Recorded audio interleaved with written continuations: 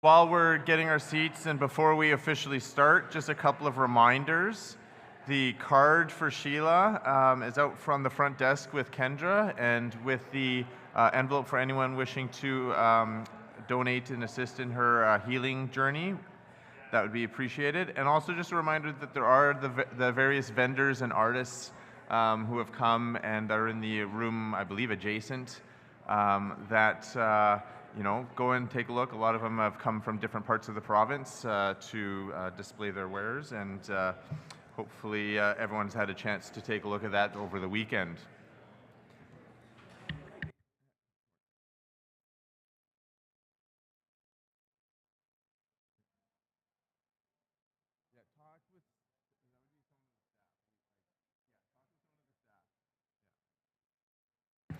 All right, if we can have everyone taking their seats. I have counted we are more than meeting our quorum requirement. So I am going to call the meeting to order. So if I can have everyone settle down. If you're going to continue with your conversations, please carry those on out in the hallway. And I'm going to turn it over to Mr. Beaker. We are starting with resolution number 10. And I'll turn it over to Mr. Beaker. Resolution 10, subject ensuring representation for women and youth at the MNBC and regional governance councils. Hello? Is that better? Okay. Legislation affected is the Constitution, Electoral Act, Métis Nation Women's Act, Métis Nation Youth Act, submitted to the MNBC via South Okanagan Similkameen Métis Society on June 1st, 2024. 3/4 vote required for approval. Whereas charter community presidents constitute a majority of the membership of regional governance councils in the Métis Nation Governing Assembly. In the event a community president cannot attend an RGC or MNBC meeting, the vice president may attend in their place. Charter community presidents and vice presidents are leaders in their community, and as such may also hold elected regional positions. And if a president or vice president is also an elected regional representative, reduction of representation at an RGC or MNBC for groups such as women and youth may be negatively impacted. Be it resolved that the following be added as Article 12.1 to the Constitution. 12.1, while serving in one of the positions noted in Article 12, a member of the MNBC Board of Directors may not hold a position on a chartered community board. The following be added as Article 8.10 to the Electoral Act. 8.10, upon election by vote or acclamation as a regional women's or youth representative, a citizen who holds the position of president or vice president on a chartered community board must immediately resign from that position. The following be added as a sub-article to Article 5.4 of the Métis Nation Women's Act. Upon election by vote or acclamation as a regional women's representative, a citizen who holds the position of president or vice president on a chartered community board must immediately resign from that position. If the position of regional women's representative is vacant between elections, a president or vice president of a chartered community may be appointed to the position on an interim basis, subject to procedures set out in the Constitution and the MNBC Act. The following be added as a sub-article to Article 5.5 of the Métis Nation Youth Act. Upon election by vote or acclamation as a regional youth representative, a citizen who holds the position of president or vice president on a chartered community board must immediately resign from that position. If the position of regional youth representative is vacant between elections, a president or vice president of a chartered community may be appointed to the position on an interim basis, subject to procedures set out in the Constitution and the MNBC Act. Thank you very much, Mr. Beaker. Do we have a mover and a seconder? No. Jamie Lynn Keith? I'll move it. Thank you very much. Seconder? I see Cheryl Dodman, second. Thank you. Thank you. This is before, and I will invite our mover to speak to the resolution. Right, so it's a very flexible resolution. It's simply saying that we should diversify the RGC if we can. In other words, if you are a regional women's rep or a regional youth rep, you shouldn't be vice president or president because it leads to one person having two hats and two votes. But it is flexible in that if you can't find anyone for those positions, you can put them forward and they can be acclaimed if no one else is willing to put their name forward. Thanks. Thank you very much. Cheryl, did you wish to speak to it? Oh, thank you. Anyone else wishing to speak to Resolution 10? Oh, don't make my job too easy this morning. Thank you. To my left. Susie Hooper, Troy River Métis. I speak in favor of this because we had this concern and issue in our region in this past term. So I speak in favor of this resolution. Thank you very much. Anyone else? I saw Vince smiling at me. I don't know if he was like, oh, I'm going to get up, or he's thinking, we're moving quickly here. Not seeing anyone. Anyone online? Nope, not seeing anyone. Then yes, we will move to our first vote of the morning. So we will have that prepared once that's ready, and we'll advise that it's open. If you want to, I'll turn it over to Mr. Beaker.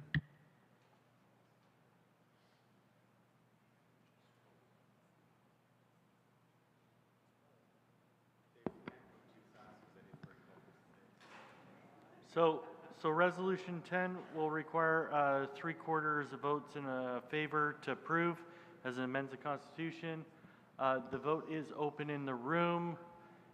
A in favor, B opposed, C abstain, and online, please make your selection accordingly. And it is live online as well.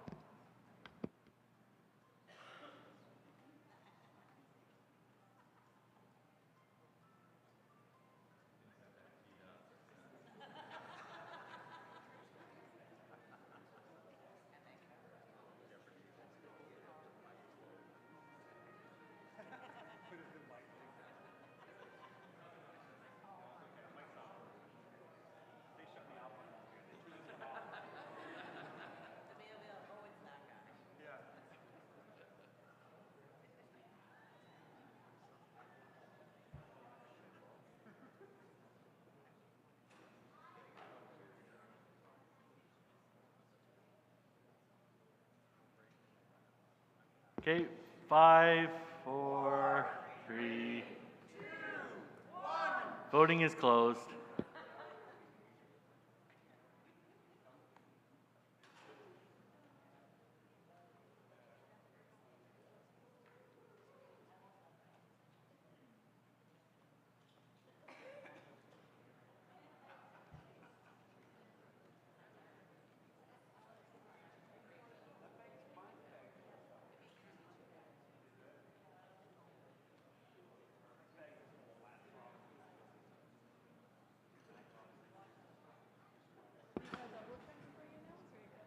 No, we're good. Okay, so 94 votes in favor, 3 opposed, 2 abstentions. Resolution 10 passes.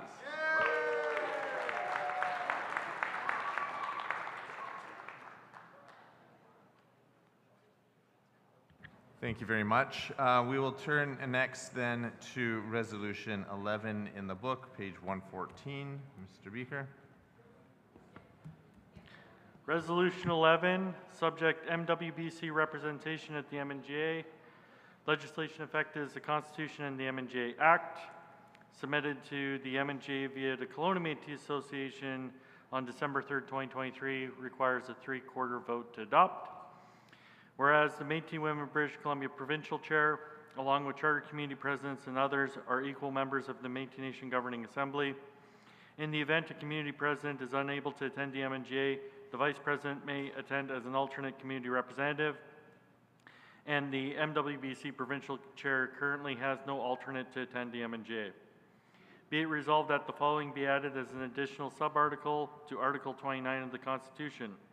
If the Provincial Chair of the Métis Women of British Columbia is unable to attend a governing assembly, the MWBC Vice Chair may attend in their place.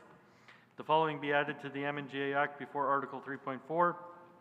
If the Provincial Chair of the Métis Women of British Columbia is unable to attend a governing assembly, the MWBC Vice Chair may attend in their place, and all subsequent articles be renumbered accordingly. Thank you very much. I'm looking for a mover, and I'm going to recognize at the back. Thank you, Cheryl Dodman, and I see Wendy Schneider for seconding. Thank you very much. I'm not sure if we have the roaming microphone, but I would certainly invite Cheryl to, or President Dodman, to speak to this resolution.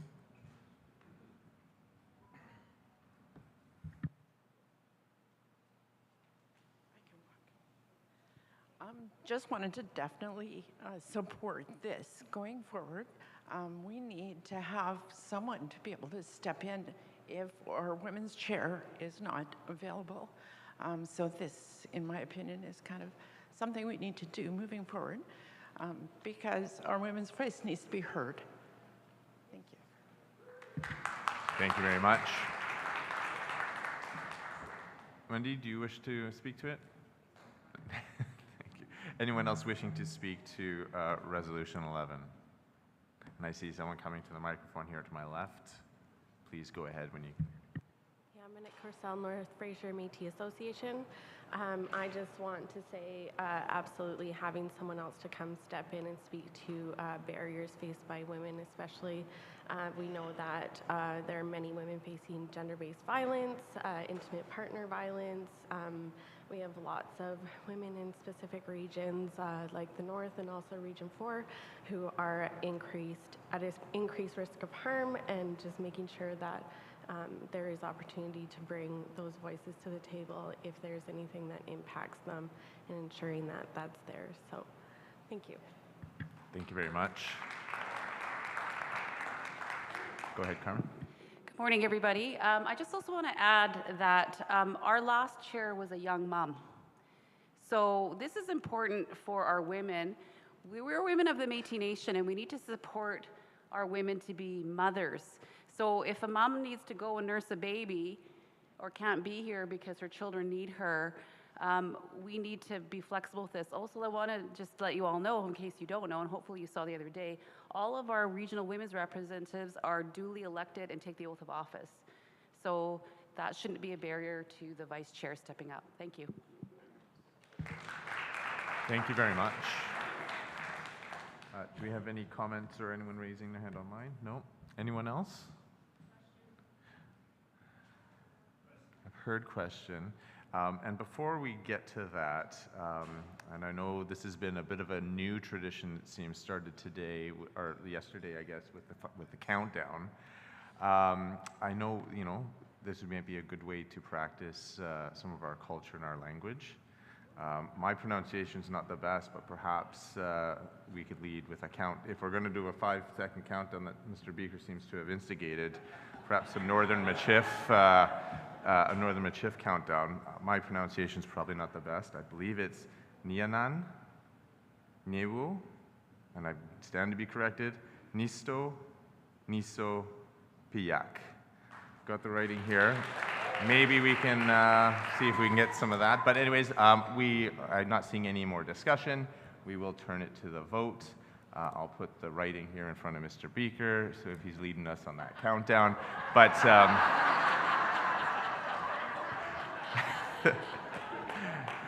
but I'll turn it over to Mr. Beaker for the voting portion.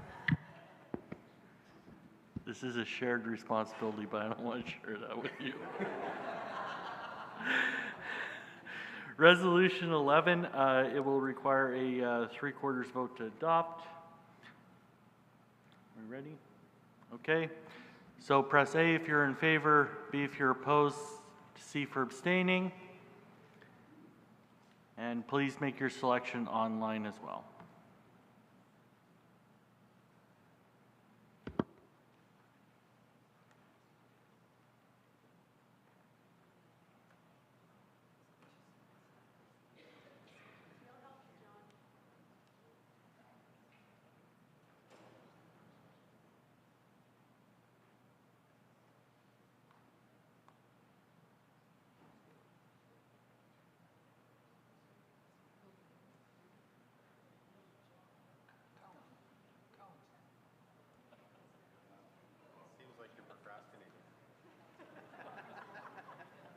It's easier in French.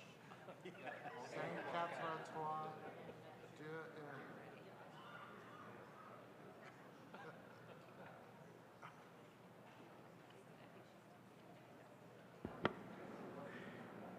Ninyan, Niwo, Nisto, Niso, Piak.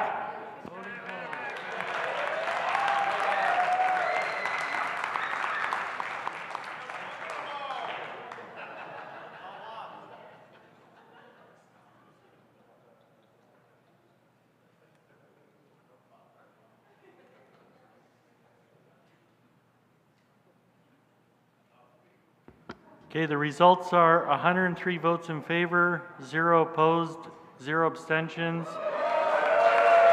Resolution 11 passes unanimously.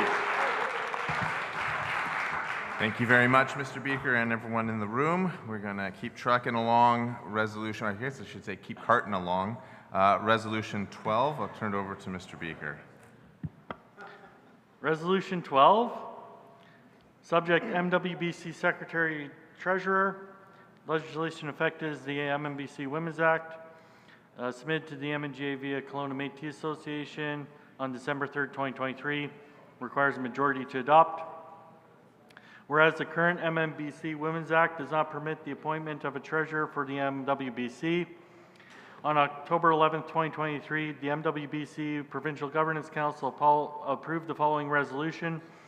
Be it resolved that the MWBC will replace the secretary position with the position of secretary treasurer. Be it resolved that the word secretary be struck from Article 5.7 of the MNBC Women's Act and the word secretary treasurer inserted in its place so that the article will read as follows. The MWBC Provincial Governance Council shall elect from amongst its members a vice chair and a secretary treasurer. Thank you very much, and I'm going to recognize our speaker approaching the microphone here to my right.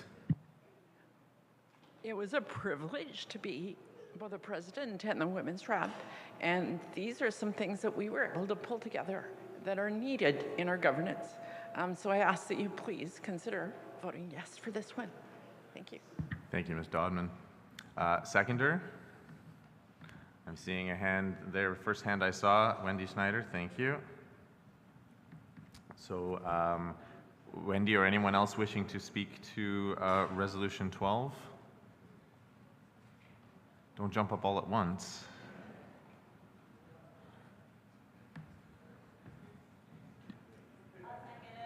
We've got a seconder. Thank you.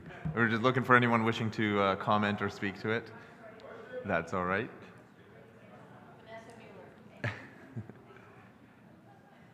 No other conversation? All right.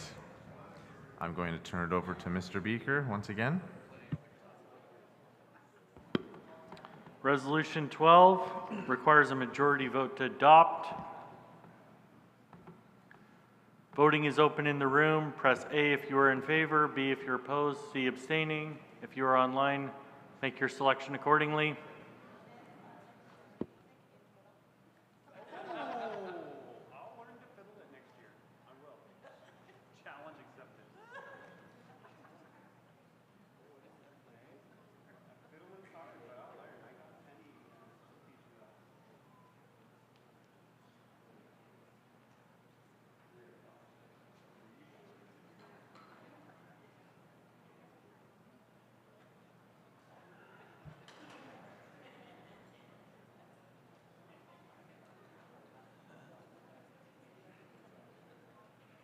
Splitting you two up next time. We're splitting you up next time. You're getting way too familiar. I know. I need someone in the middle. That's why co-chair was great. Yeah, I know. Common sense here.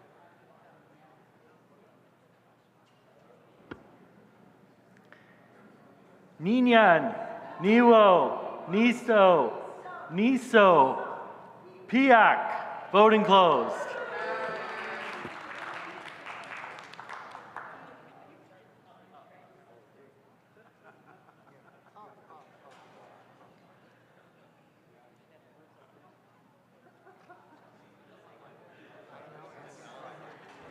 addicting.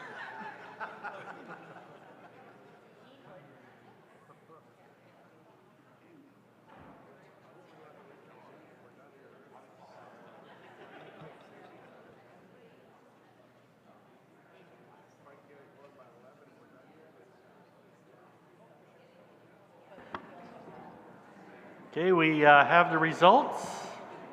107 votes in favor, 0 opposed, 0 abstaining. Passes unanimously.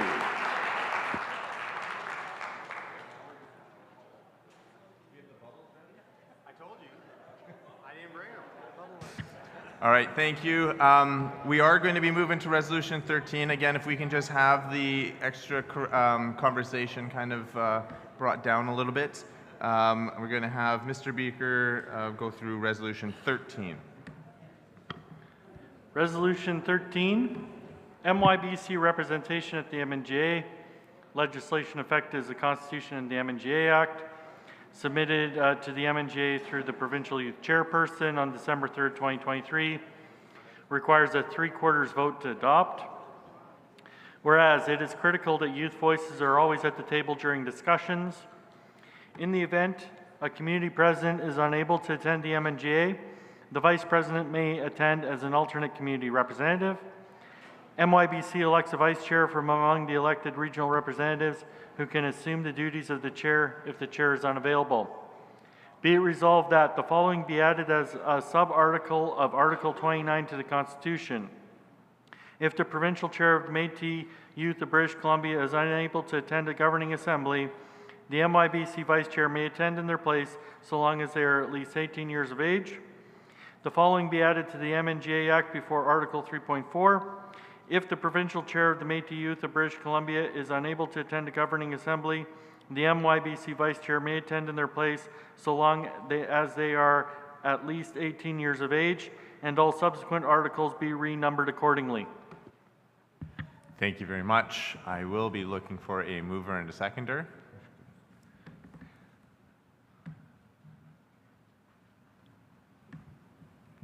Danielle Bergevin, Provincial Youth Chair, I move.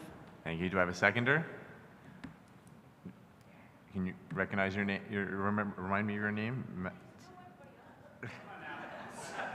Madeline Crozier, Rocky Mountain Métis Association. Thank you so much. And I will invite both Danielle and Madeline to speak to it, I know as some of our youth. Go ahead. Yeah, I think it's very similar. Well, it's the exact same as the resolution that we just passed for women. I think it's important that we have youth voices at the table when our chair isn't able to make it. So I would encourage everyone to vote in favor of this resolution. Thank you. Thank you very much. All right, thank you very much. Is there anyone else wishing to speak to or comment to the resolution? I'm seeing a speaker coming to my left. Please go ahead. Danielle's really tall. Minute Corsell North Fraser Métis Association. You know, we always talk about our youth like they're our future, but they're our present and they're here. And I'd really like to see decreased barriers to participation in our governance structure. So I'm super hoping that we can get this approved. Thank you very much. Any other discussion? Not seeing any. I'm going to turn it over to Mr. Beaker for the vote. Oh, sorry, nothing online?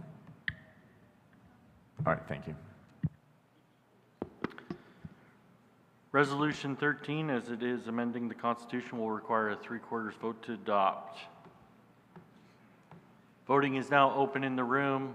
Press A if you are in favor, press B if you're opposed, C if you're abstaining, and if you're online, please make your selection accordingly.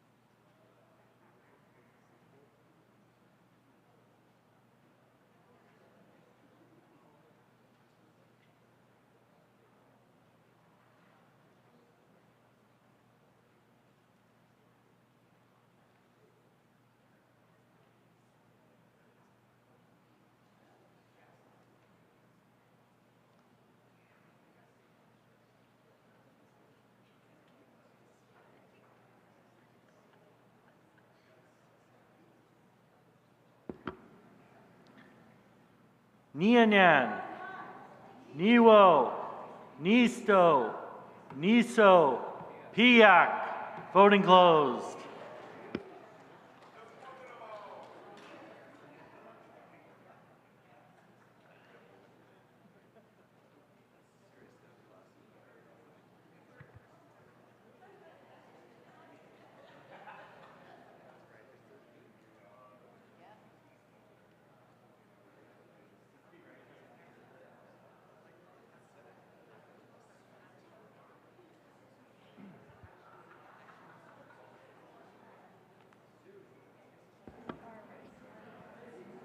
Okay, the results are 105 votes in favor, 0 opposed, 1 abstention. Resolution 13 passes.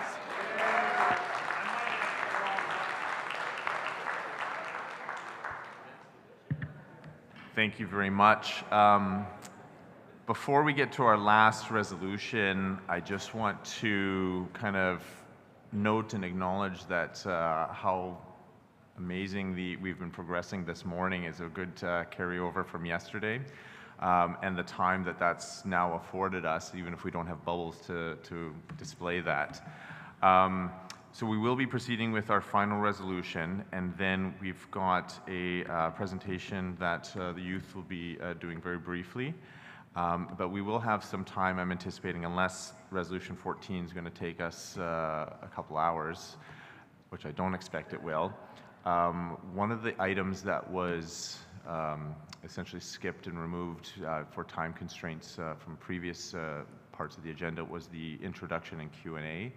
And so maybe consider that for now if that's something we wish to add back. I believe the board members, the new board members are present, and hopefully that would be something, if the will of the Assembly is to have some introduction and Q&A at that point. So I will leave that just for some consideration, given that we're getting to our final resolution. I don't want it to be final resolution and thinking we're automatically done. There may be some other things, but just to let people know what's potentially on the docket. But I will turn it over to Mr. Beaker for our final resolution, Resolution 14.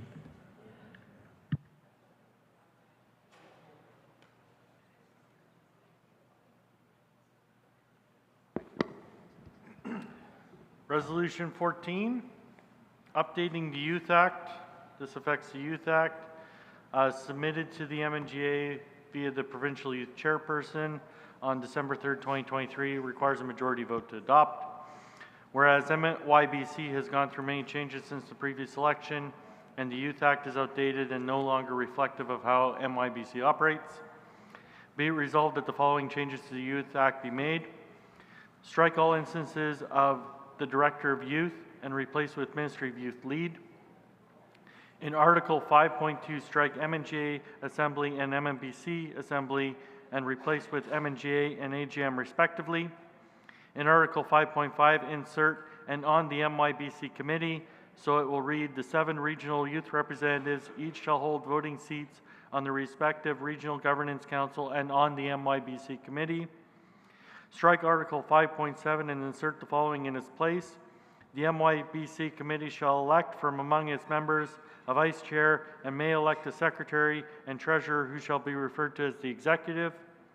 In Article 5.8, insert the word video so it reads including telephone, video, or in-person meetings. And strike Article 5.10 and replace it with the MYBC minutes shall be archived in the head office of the Métis Nation, British Columbia. Thank you, Mr. Beaker. I will invite a mover and a seconder. Danielle Bergman, Provincial Youth Chair, I move. Thank you very much. And do I have a seconder here? Maddie Crozier, I presume? No? let me speak my voice again. Madeline Crozier, Rocky Mountain Métis Association. Thank you very much. And so did you wish to elaborate on the purpose for this resolution? Yeah, I think it's just, the resolution is just updating language and clarifying the language that we have. So there's not much to say about it, but I would encourage everyone again to vote in favor of this resolution. Thank you very much. I see a thumbs up again, yes. And I see a speaker, Mr. Norquay. Please go ahead. Thanks, Steve. Yes, good morning, Alex Norquay, Vice President, Caribou Chilcotin Métis. I want to speak in favor of this resolution, and I also want to say that I've been observing respectfully eavesdropping on some of the youth conversations and things. And I just want to say we're in very good hands with the youth. I remember when we started.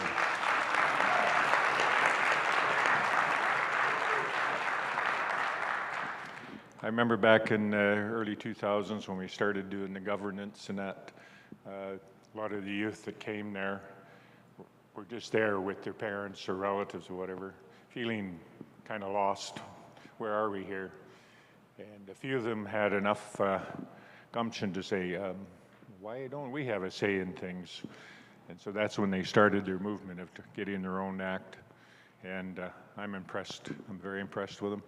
And we all need to respect them. They're going to be here doing the work for everybody's children, grandchildren, and great-grandchildren. So thank you. Thank you very much. Anyone else? Vince, this is the last resolution. Vince Van Waringen, Northeast Métis Association. So I would hate to let Jan and Rick down. I got the name Mr. Mike.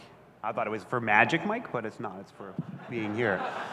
But no, I do speak highly in favor of this resolution, and I was thinking about it because, one, I need to give a shout out to all of the previous MIBC chairs as well. When I started 16 years ago with MNBC, when I found out I was Métis, and longer than that, and you know, we had people like Miss Trudeau and Kate Elliott, and you know, all of those people. I'm making us all sound old, I'm sorry, but you know, they started out, and I've seen the progression, and I've seen where it's come over the last 12 years, and I'm excited to see where Danielle takes it, and all of our regional youth reps, and just being here in the last couple of days, hearing about some regions finding some people and filling some holes is really inspiring. And as many of our directors have said, and many that have stood up and said, you know, our youth are our future, they are our present as well, but I'm very excited. So this updating just the terminology, creating an easy path forward with, you know, legible and direct path for them is going to help our youth and grow our future. So, thank you. Thank you very much. Anyone else? Not seeing anyone. Oh, no, okay.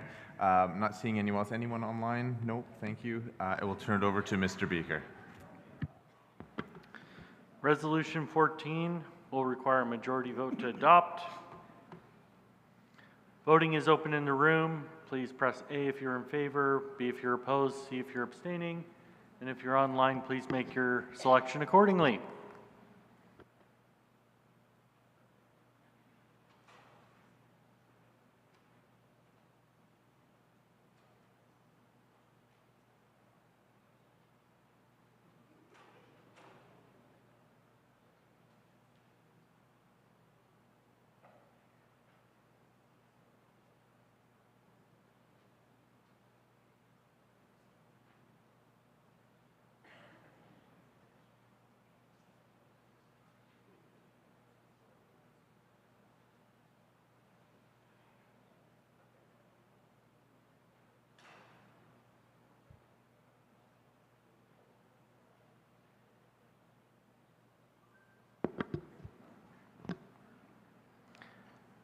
Nianan, Niwo, Nisto, Niso, Piak. Voting closed.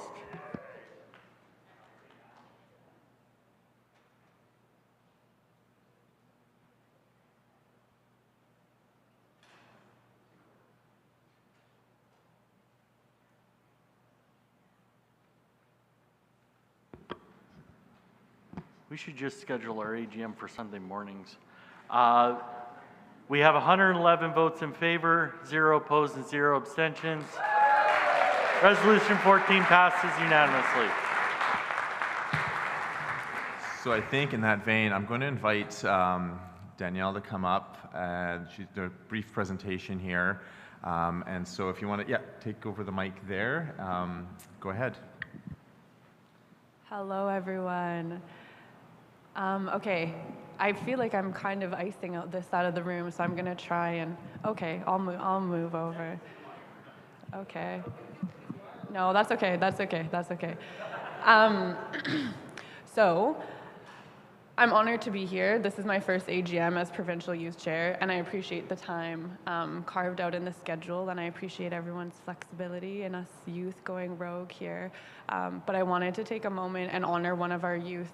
Yesterday at the banquet, I was having a conversation, and we were talking about the feeling as youth of not growing up in culture, not being always comfortable or grounded in the Métis identity. And so I'm really honored to invite Elder Barb and Ryan up for a sashing ceremony. And I want to say to you, Ryan, you belong here in community and welcome home. And I'm honored to be part of this.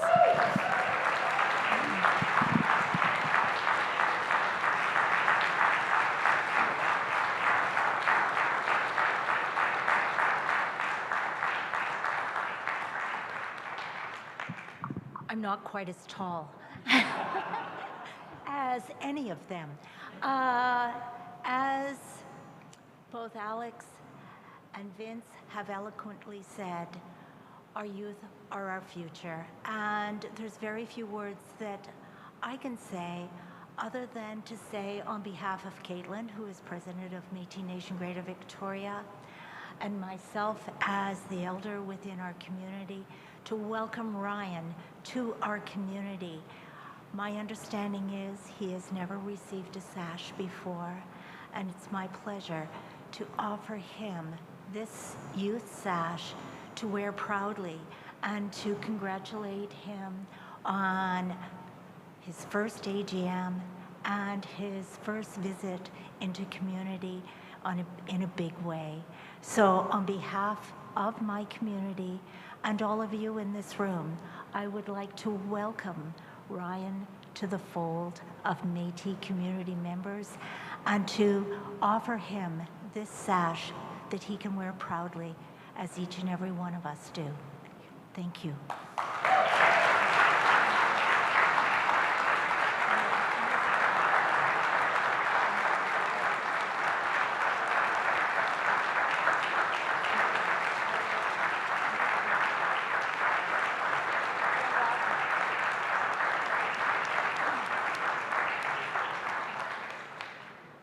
I have one other thing to say. Ryan is a proud member of our Métis Nation British Columbia staff, as he is fast becoming a very experienced worker within Point Ellis House, which is one of the new MNBC adventures and one of the adventures that our community is very proud to support. And Ryan, you know where to find us, and we're there for you. Thank you.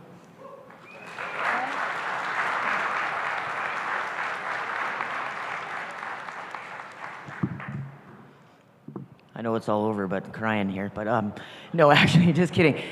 I don't know who played Sansa and came into my room last night, but I really want to thank MNBC for the gesture and the beautiful pin from Lisa Shepherd. So thank you.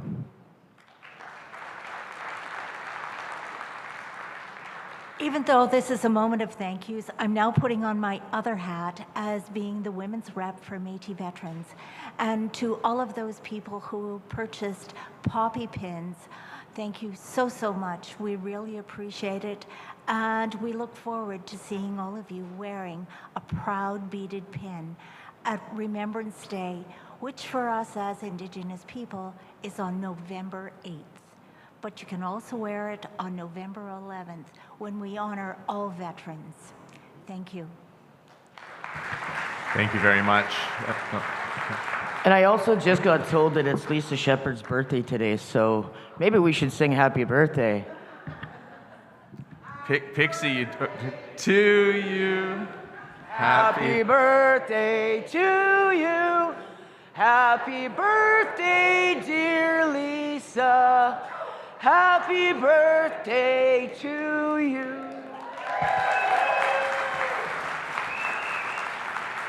Thank you for that, Pixie. It was on my list right here, and I see Leader McDonnell. I just wanted to say, while we're honoring all our wonderful youth who have come up and done so much for us, I'd like us to thank Cassidy Karen. What a wonderful young Métis woman from BC. Thank you.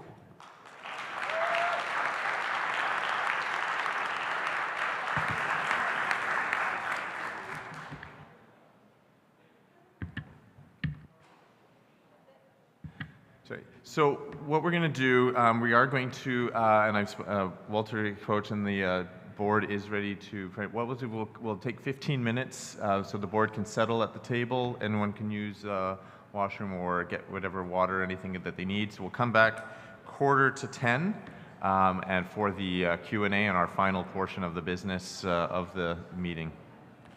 Can I get all the board members up here if we can?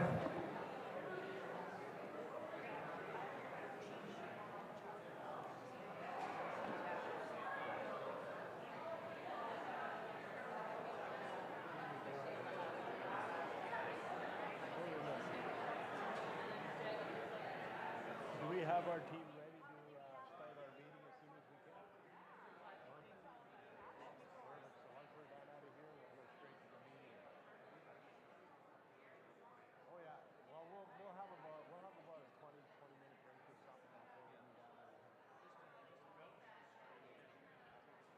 Put that hand up high. He's not going to be able to see you otherwise. Oh, we'll do that.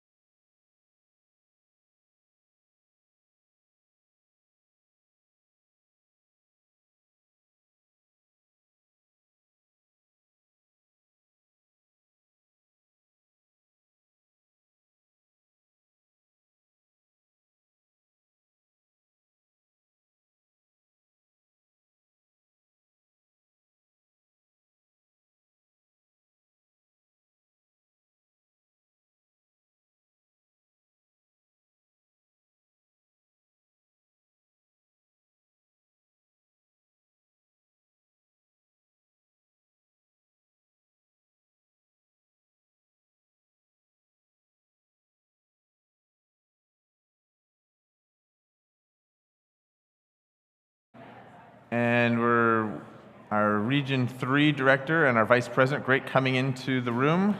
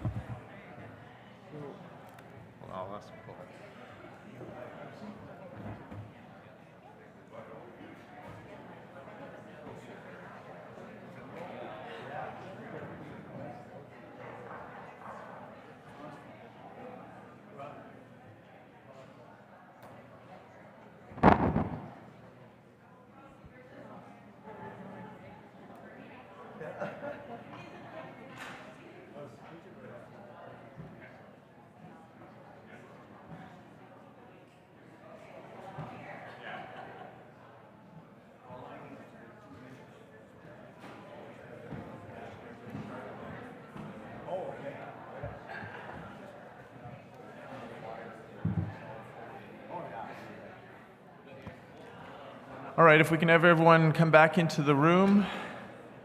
Just going to double check our numbers.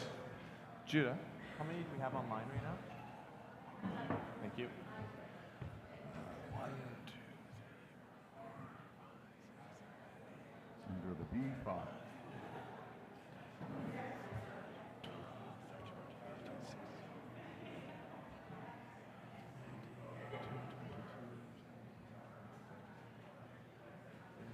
Great weekend.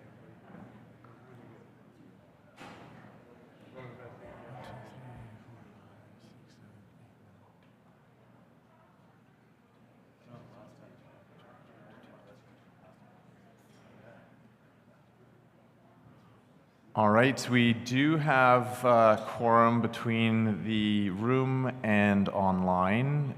Hopefully we'll have more people join us here in a second.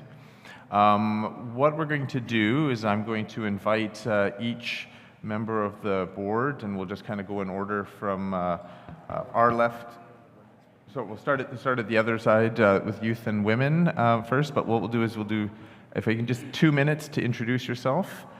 Any comments you wish to make, we'll kind of just start on the other side of the table, work our way this way, and then open it up to the floor for any questions, whether directed at the board in general or a particular board member, and we'll proceed with in that manner. So we'll start at the far end of the table. Please go ahead.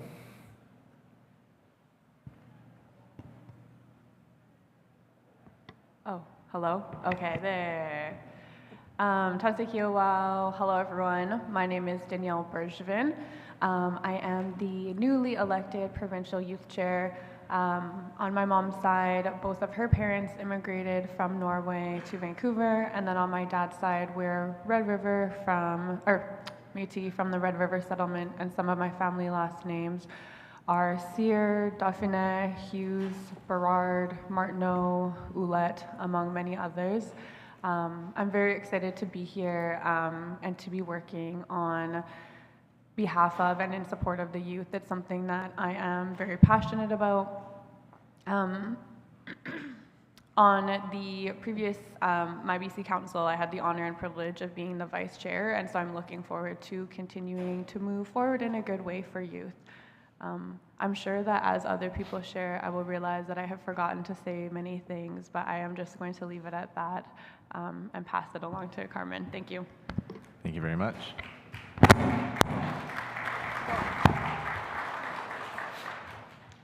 Good morning, everybody. My name is Carmen Carrier, and I am a proud citizen of Métis, British Columbia. I'm also very proud of my Red River roots. My father was born in St. Boniface, as was my grandfather, and my grandmother hails from St. Laurent, Manitoba. Some of my family names are Carrier, Hamlin, Parenteau, Vandel, St. Germain, and many others, with both my grandparents hailing from the Red River. I am very happy to be here today representing the Métis women of British Columbia as the newly elected chair. What can I tell you about me? My favorite child is my dog Casey, who I miss dearly and looking forward to seeing today. I have 4 children, 4 grown children who are all UBC students, and I've been married 31 years, and I'm looking forward to getting to know more people in the nation, and looking forward to your nice questions. Thank you. Thank you. Go ahead, Paulette. Good morning, everyone. My name is Paulette Lamont. There you go. Didn't have the mic on. Good morning, everyone.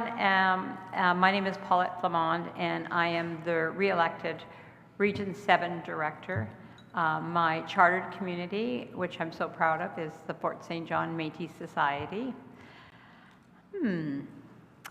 Last term, I served as the Minister of Skills, Training, Employment, and Post-Secondary, which is a really wonderful ministry to be involved in.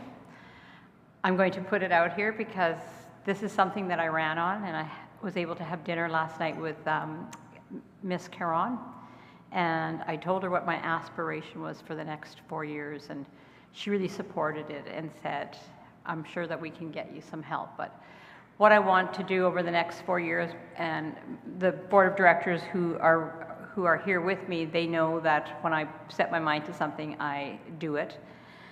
I really want to see health care for our elders, 65 plus in the province of British Columbia. And I really think that this is something that I ran on, and I'm really passionate about it because, you know what, I look at the numbers of our elders in our communities, and they're not many. What could we do for our most vulnerable? I mean, of course, we need to be taking care of our youth, but as well as our elders. So it's something that I'm going to work towards and be passionate about it at the board level so that when I leave, there's a legacy that this board will have worked on together. A little bit about myself. I live on a small permaculture farm in Charlie Lake, and my 2 children are Leo and Lily. They are my poodles. And I love them dearly. I've become a poodle mom. I even have the t-shirt as well. So I love working with my animals, and I love being on our farm and growing vegetables and fruit, and I really get a lot of pleasure out of that. And I'm really looking forward to serving for another 4 years in my capacity as a servant leader. And I just look forward to all the work that this new board will do. Thank you. Thank you very much. Director Hooper. So good morning and thank you. Thank you for sticking it out this morning and all weekend. It's been great. Susie Hooper, acclaimed now for my 4th term in Region 6. And I am happy to say I've had a couple of people in our region, Region 6, reach out to me and ask me if I would mentor them this for the coming 2028 election. And so I'm really glad that, you know, I will be able to mentor people into this position for the next term, and I'm very happy for that. That's my goal, to be a mentor and have more people sit in these positions. I come to you from the Smithers, the Giddingham territory, in the home of Tri River Métis. I have lived up in the north for 60 plus years. I am, as Vanessa would relate to, a Smithereen, and proud to be one. My family roots go to Manitoba. My family names, I'm very proud of them. Hodson, my cousin Colleen there, and other cousins throughout the nation. I'm very proud to be connected. Hodson, Monkman, Sinclair, just to name a few. I have to tap on Colleen's shoulder and say, what are the other names? I forget. So thank you for being there with me, Colleen. I'm a proud mother of 3, a proud granny of 3, and I'm just fortunate that my children who live in BC are also involved and connected with Métis Nation, British Columbia. We all need to be connected, and I do have to say goodbye to my daughter there. She's flying out right now or shortly, so love you, Laura. Safe travels. See you soon. And I look forward to working with his board for the next 4 years. The reason I re-ran again is because we still have a lot of work to do. We've done a lot of work. The last couple of years has been fantastic in getting the wheels in motion. And I'm here because I still have work to do. And as former President Bruce Dumont said, you know, we were at a time where the ship was kind of wavering. The ship is sailing quite well, and I look forward to continue its sailing. And I would like to acknowledge Lisa Dawn Smith. You've been a great mentor and a leader for the last several years, so thank you for all of your work, Lisa. Thank you. Go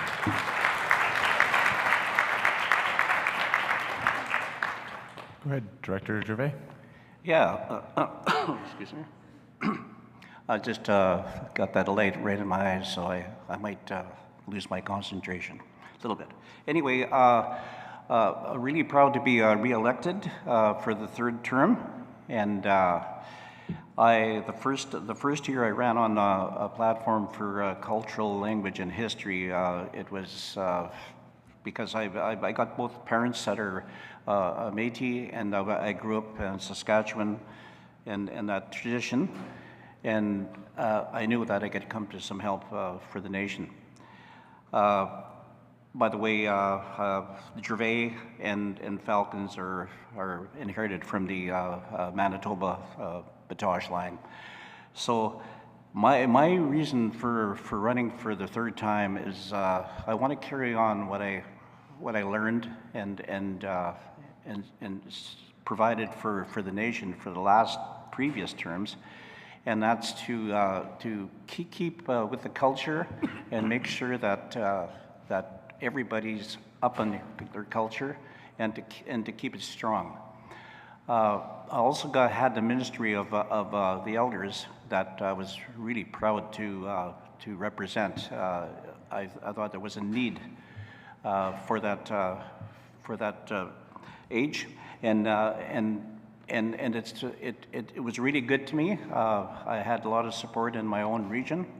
We have a large number of elders in Prince George, where I was born. I live now, and I thought it was really good to keep on with that same kind of mandate. So anyway, I'm really like to thank everybody for supporting me in this crowd, and the staff that I worked for in the last two terms, and I'm looking forward to another good 4 years to be part of this board, and I looking forward to it. Thank you very much. Thank you. Director Fisher? Tansei Kiowa. Thank you for all of you taking part in the election, but also taking part in a very important part of our business, which is our AGM. So I'm Deborah Fisher, and I'm a proud Métis, and my family lines are Bourassa, Boyer, Ouellette, Pichy, Dumont, and Ross, for starters. My mom comes from Meadow Lake, Saskatchewan. She's 91. She's thankfully still with us, and she is my hero. I am married 47 years. I have 3 children. I have 6 grandchildren, 2 birth grandchildren, and 4 instants that just came. I didn't have to change any diapers either. So I, last term, was Minister of Children and Family and Minister of Education. I'm very proud of both of those ministries and where we took it. So our Ministry of Children and Families, of course, is very underfunded. Of course, we're not represented or acknowledged the way that we should be. But I can tell you that we're fierce on the ground. We're fierce.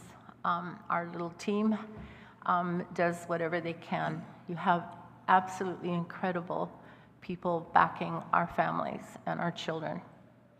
Ministry of Education is the same thing, where we have grown substantially. We have people on the ground now working directly with our families and directly with our children, which is a dream come true. I work hard. I think I'm pretty approachable. And I just want to say that I give my heart, because this is my heart work.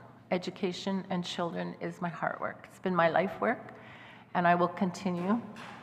And I just want to say thank you to also to my Region 4 presidents and boards who are just incredibly supportive, and tell me the truth. And I appreciate that. When things are going good, they let me know, and when things are going bad, they let me know. And that's what we need to do, because I have said I am not a politician. A politician tells you what you want to hear. A leader tells you what you have to hear. And we're not in this alone, the people up here. We can't do this without you. So thank you very much.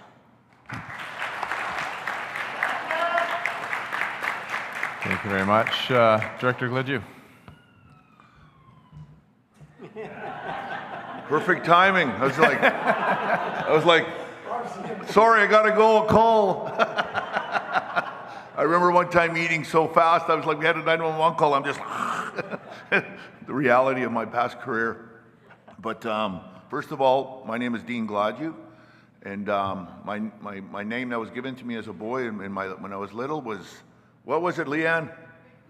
Dopwe, McQuino. So when we go to our community, I'm known as McQuino. If I come to here in the Christian name, I'm known as Dean. But I was sorry, I got distracted there. But I grew up in a little northern community called Chetwynd, a little place called Moccasin Flats, if you ever hear of that. Where if you look it up and on YouTube, you can read about our history, 1972. I consider us, our family, we're one of the last of the nomadic people in this country. We were still squatting land. Our family was being thrown off the land still. I was almost a 60 scoop baby. We come right from the struggle is what I tell people. I experienced the battles, the scars, the ditches. We went in there. Both sides of my parents come from all sectors of the Métis communities. I'm also part Iroquois, Cree, French, and I've got Scottish as well. And when I look at family, I'm probably related to, if we all put it together, whenever I give my list of my family names, it's quite over 30 names that I'm connected to in the Métis world. I'm connected to Batoche. I'm connected to the Red River. I'm connected to Jasper House area. I'm connected to Kelly Lake. That's where my mother's from. And I'm also connected up to northern Alberta, all the settlements. So whenever I go to northern Alberta, I usually throw a golf ball, and I'm definitely going to hit a relative. And then here as well. So, but I'm very honored to be, I consider myself like a warrior of politics, meaning I was in the RCMP for 26 years, and I know what the battles are. I understand deep racism. I understand a lot of things, and I speak my mind. And you know what? We as a nation have to unite, but I'm not going to sugarcoat it here. There's real threats coming to us. Threats that are real as the day is real. And we can't sit here and go, yes, I'm glad we're living here in a positive note, and that's good. We have a president that speaks unity, and we have to do our best to unity, but I'm telling you still, sometimes there's the enemy within, and I'll leave that at that. Thank you very much. Director Lovely, please go ahead. Hi, I'm Alan Lavalley. I'm newly elected from Region 2. Some of my family names are Lavalley, Pishi on my dad's side, McKay, Borissaw on my mom's side. I'm a foster parent of one son. I've got one grandson. I'm one of the co-founders of Waichia Métis Society, along with Jim and Judy Dolan, Brenda Matthews, Senator Phil Gladue, and myself. I've been in construction as an iron worker for 37 years, just retired as of when the election was finalized and I had won. And I'm here to support my communities in whichever way they can and whatever portfolios I get. Thank you. Thank you very much. Director Harriet. Taché, bon matin, Patrick Harriet, Goshen, Red River, Ostjin, Victoria Nowekan. Hello, my name is Patrick Harriet. This is my second term. I'm very grateful to have the chance to continue this work. A bit about me, I was born in Winnipeg, and I love this fact. And I was born in the Winnipeg Health Sciences Center, and it was land that was donated by my ancestor Andrew McDermott for the first hospital of the Red River settlement. So if you go up McDermott Avenue in Winnipeg, you'll get to that that place. And I've had some time to reflect on some of my family history, and it's been one of public service in the Red River Settlement, St. Clements, St. Andrews, Selkirk, Manitoba. My great-grandfather was the first representative of Ward 3 for his community. And I really appreciate having the opportunity to bring voice to help community, to help get our children back. These are the things that I ran for. And cultural revitalization. I'm so proud of the work that so many hands did for creating the Amelia Douglas Institute, for starting our language revitalization program. We're the only Métis government that has funding for communities to put on their own language program. And language is community. That's where language lives. So anyways, I could ramble for quite a while, but as I normally do. But thank you. I'm so grateful to be speaking with you today. Thank you very much. Vice President Allard. There we go. Ton Shea Bomatan, Melanie Allard Dishinukashin. I am so excited to be here today. I'm newly elected Vice President of Métis Nation BC, and I'm going to take that very, very seriously. I absolutely want to hear from everyone. We want to bring your voices forward. Throughout everything we heard, there's a number of things that we need to work on. Everyone has worked so hard. Our nation is moving so forward, and we want to keep that momentum. A little bit about me. My family names are Sayer, Vermette, a whole bunch. I just kind of went blank. And I'm the proud mother of 2 children. I have 5 grandchildren. Currently, I raise 3 of them. They live with me. And let's see what else. I went blank. Sorry. That's a hard one for me. So children and families are very hard for me to have. I have experienced that with the child welfare system. So that is why I have my grandchildren. I really want to support that. I work with Limachifo to Pamiswa and Kikakelk, the House of Belonging. Very important all the way around for our children. They always need to be our center. We usually have a sign that says, "Is it good for our children?" And that has to be number 1. Making sure that all the children have their citizenship, absolutely. I'm so excited to support all the staff. Everyone here has been wonderful. Everything that they're working on has been fantastic. And just to see the growth. I was currently the Director of Employment and Training before, as well as Senior Director of Children and Families for Métis Nation BC, so I have that experience as well. I'm also a business owner in Kamloops, and I come from Kamloops to Shuswapnik. The territory I want to recognize, and our home community is Two Rivers Métis Society. I've been involved with them since 2010. I was the president and then the vice president. So going across the province and listening to everyone and talking to everyone, I heard so many things, and I really am excited to take it back to this board, and I really believe that this board is open to listening. So thank you so much. Thank you very much. President Minot. Walter Minot, born and raised Dawson Creek. My dad was raised in the Paddle Prairie Métis settlement. My mom was raised in the Kelly Lake Métis settlement as well. So both sides of my family are been involved in not just Métis politics, but Métis history. So I'm a very proud Métis citizen of MNBC. It's been a long road. I've been on this board since 2016, and it's been one of the best experiences I've ever had in my life.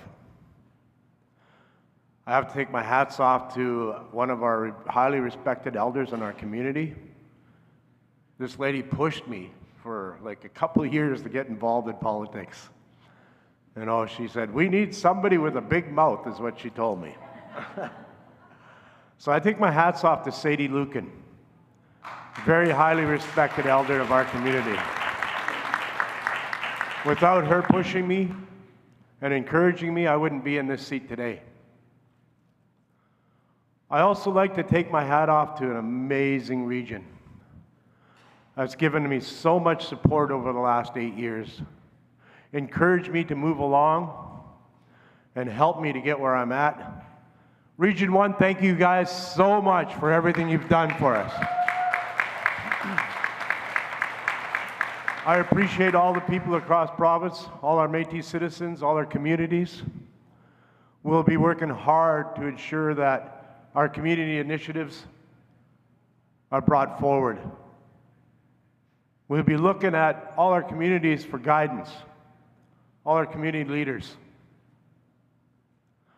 One thing I did say during my campaign, and which I will be working on for the next year or year and a half, well, how long it takes, I want to establish a seat at the MNGA for our veterans.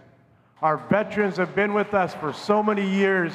We need to give them a voice.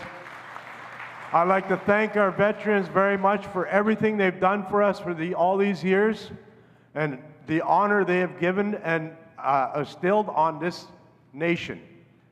So my hats are off to the veterans. Can we have a big hand for our veterans, please?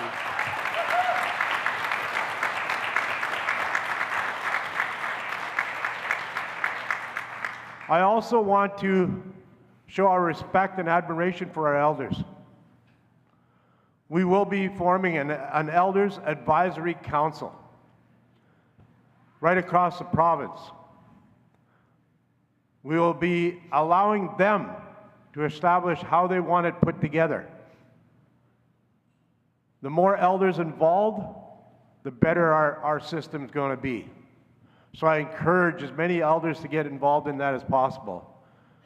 We will have spokespeople from each region. And as we go along, we will be taking one of those highly respected elders with us to meetings, conferences, wherever we travel, to advise us, to help us make the solid decisions on behalf of our communities. Our elders are probably the most important people that I can see going forward because of the work they've done to get us where we're at today. We've had so many of our people in the past that opened up their homes, opened up their hearts to create this nation we call Métis Nation of British Columbia. Without them, not one of us would be here in this room. So let's have a big hand for our elders. Thank you so much for everything you've done.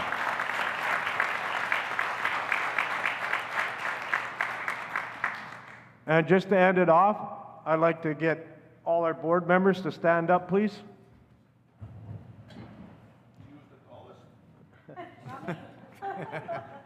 Okay, it's our turn now to show our appreciation. We are going to give you a big hand for all our citizens out there for helping us to get where we're at, guys. Let's give them a big hand.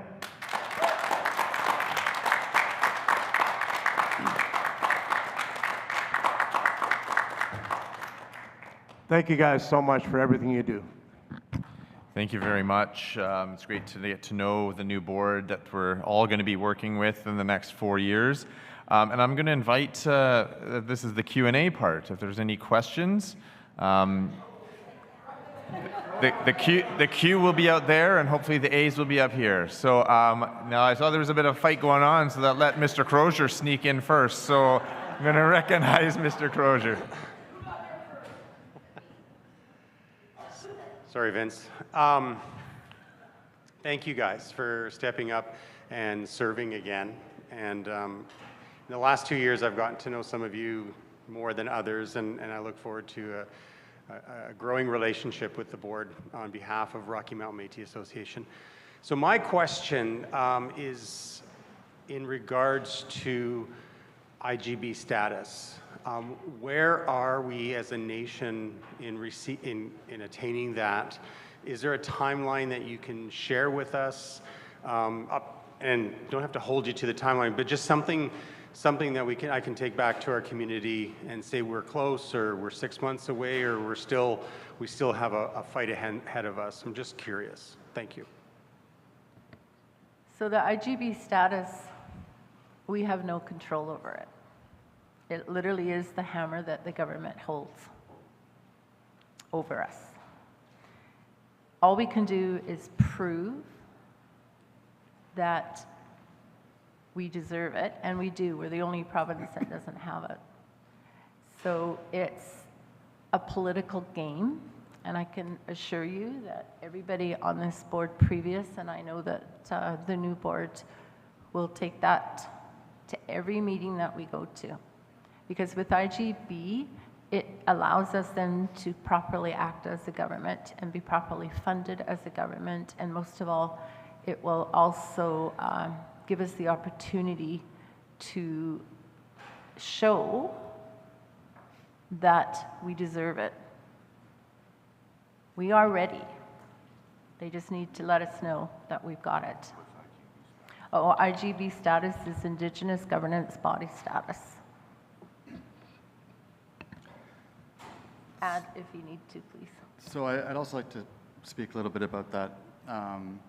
It's been incredibly frustrating that, different ministers that we've talked to, that for some reason they don't see our kids as an inalienable right, like a basic fundamental right of any Indigenous collective.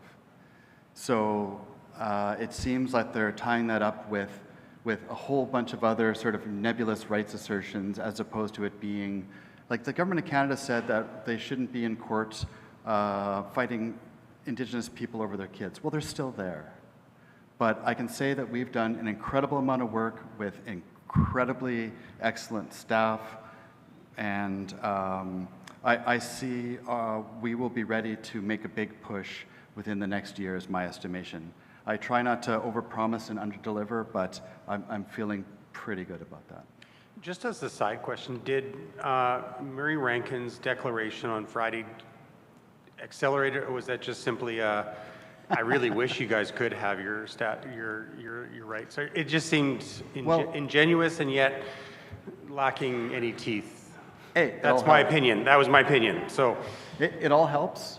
But if you remember when there was a letter that was sent, then it was replaced. But even when it was replaced, it still said we had certain Section 35 rights. There's no way anyone can deny that as one of the 3 Indigenous peoples of Canada. But it was really nice, as a parting gift, he said that in front of us all. Thank you. To my left here. Hi, Vanessa Mueller. I'm the Vice President for Tri-River Métis, we cover Kitwanga to Burns Lake. And I want to thank him for opening the question. So I have a little bit of a preamble, and then I have my question here. I've had the pleasure of working with children and families for the last 8 or 9 years. And in my work, I've worked with many nations across the province, specifically within child welfare. So the way that MCFD, the Ministry of Children and Family Development, operates is there's nations across the province that do not have IGB status, and MCFD still notifies them when their children have significant involvement. So if their children are in care, or if their parents are being taken to court or been removed. We don't have that as a nation.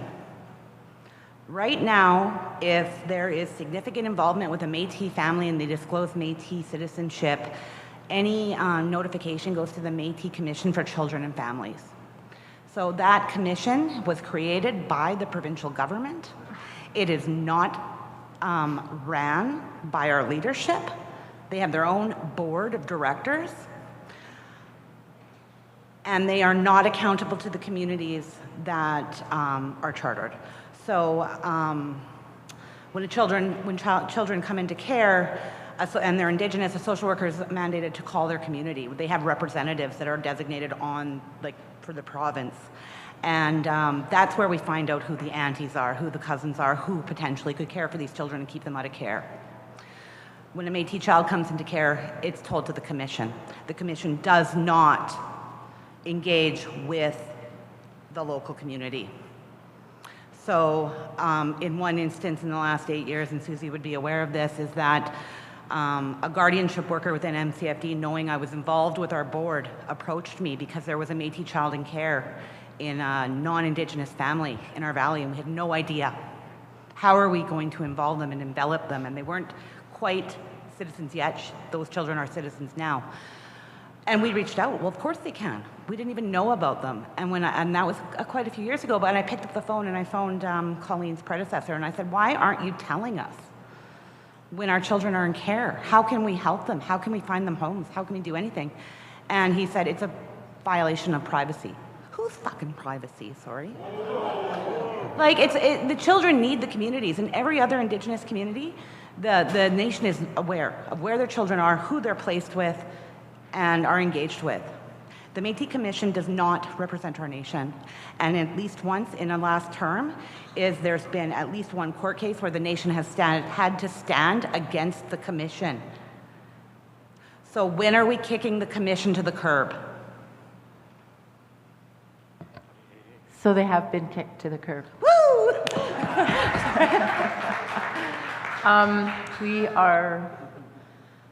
We as the previous board passed a motion that we withdraw our support for them. And at this time, it's in process to make sure that it goes higher up so that we're listened to. You're correct, there is absolutely nothing that you said that isn't true. And my hand's up to you. And this is the kind of support I'm talking about. This is the kind of support we need from our citizens, for our board of directors and our chartered communities. Because when we stand together and you have a voice, oh, yeah. and we have a voice, that's when they're going to start listening. Now's a really good time to make a lot of noise because there happens to be another election. Not only provincially, but federally. So I'm pleading with you, make your voice heard. Our children are not being respected. Our families are not being respected. Government is not even following their own process. So thank you. And I have another side note, which I don't think I would like to put forward to your directors so that you can pass it on to your community. So when a family is reported, okay, they're suspected, they have a social worker coming to their house to do an investigation, they're entitled to have a representative of their Indigenous community there. The Métis don't get that. They can ask for it, they need to, they can ask an elder, a board member, whoever they want in a position of authority and respect.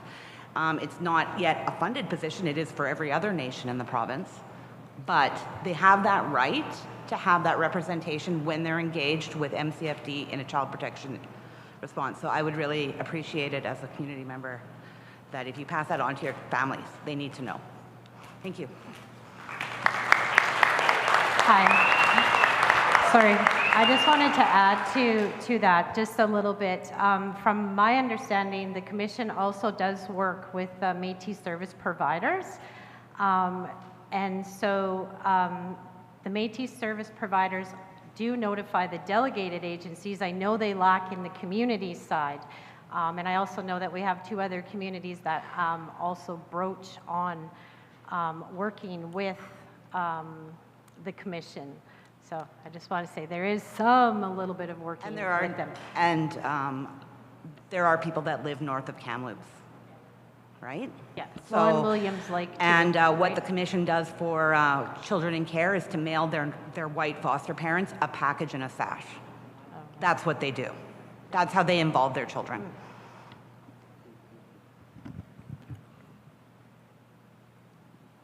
Mr. Stanwood, are you okay with Joy stepping in? I assume so. I asked everyone in my lineup. We were too far away. Right. The experience of the Mid-Island Métis Nation has been completely different. And so I think I really had to come forward and say that. We get all sorts of kits and things sent to us to get in touch with the social workers and give to our children in our neighborhood, in our area. And I think that's really important. We've also been asked to attend court with various individuals that the social workers and the government systems were trying to interfere with their children. So I'm not sure why that's happened in Nanaimo, but it has, and so I really had to say that in their defense, that in some areas it's possible it is going on, and a part of that is the ministry. What can we say? So I had to do that just somewhat in defense, even though if it doesn't carry across the whole province and all of the communities. Thank you for listening. Thank you. Go ahead, Greg.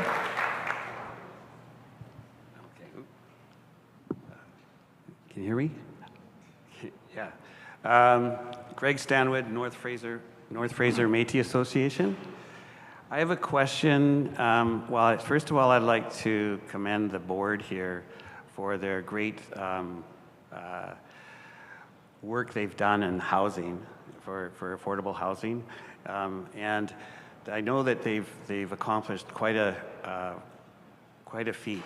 We also, in this affordable housing area, we've also submitted by community for affordable housing. We were not successful in the IHF round of financing for this, but what we're requesting is that we look at it as a team for MNBC to look at our project that we have in New Westminster, which is 91 units of affordable housing in downtown New Westminster, and look at seeing that we work together and hopefully not lose this opportunity for our citizens and move forward in getting not only affordable housing, but a community center, which is also part of the program. And that community center is so needed for our Métis people. This is in the hub of the Lower Mainland, where property is super, super expensive, and that if we can move forward on this project, it would very much help all Métis citizens in BC, because there's opportunity here to move this project in other communities as well if it's accepted. And what we're looking for is support from MNBC and the MNBC board. Thank you. Thanks for that. We definitely will work with you and try to see what we can do. We can't promise that we are going to get directly involved at this time until we know more information, and we definitely will sit down and talk, Greg. Thank you. The next question I have, it's an online speaker, Jake Palmer. Hey, how you doing, everybody? Good morning. Can you hear me? We can hear you. Please go ahead. Thank you, Jake Palmer from the North Fraser Métis Association. I really wanted to congratulate everybody who's been elected and re-elected, and it's really cool to be sitting in ceremony virtually with all of you. Minister Flamond, I wanted to echo what you said about elders, and I really, really want that statement to be reflected in reducing barriers for elders, those elders who are coded as drug users, alcoholics, people with mental health challenges. Our relative, this is my daughter here, she's too nervous, but our relative, my dad, passed away a few years ago as a citizen of the Métis Nation of British Columbia. But I don't suspect that he was as supported as he could have been as a result of wearing some of those labels. We also talked a lot at this conference, gratefully, about how youth need to be brought back. Oh, Marlo, sorry. My daughter's wanting to talk, but she's too nervous. But we also talked about bringing youth back home and bringing our people back home. I work as a social worker in the downtown east side of Vancouver, so-called Vancouver, and a counselor as well. And a lot of our relatives that I'm working with haven't been brought home. And those are the youth from other years, from other generations that have been so-called lost. But they're all craving to be brought in. A lot of the rhetoric I've been hearing about with regard to mental health and addictions is often steeped in misinformation. punitive approaches that don't work, and stigma and shame. My brother is one of these Métis currently living in a tent in Kelowna on Syilx territories. He's not a member of the Métis Nation of BC. He's been trying to become one, but he has a lot of barriers. And so I'm wondering, how are we going to bring those people home that are at the middle of our lives, that we need our Métis culture, we need to be known as Métis, we need to be sashed up, and we need to have that support of our community, but we can't access that because of shame and stigma.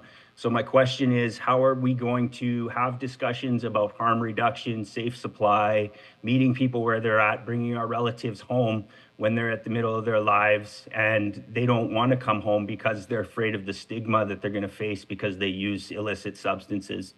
All my relations, thanks for your time.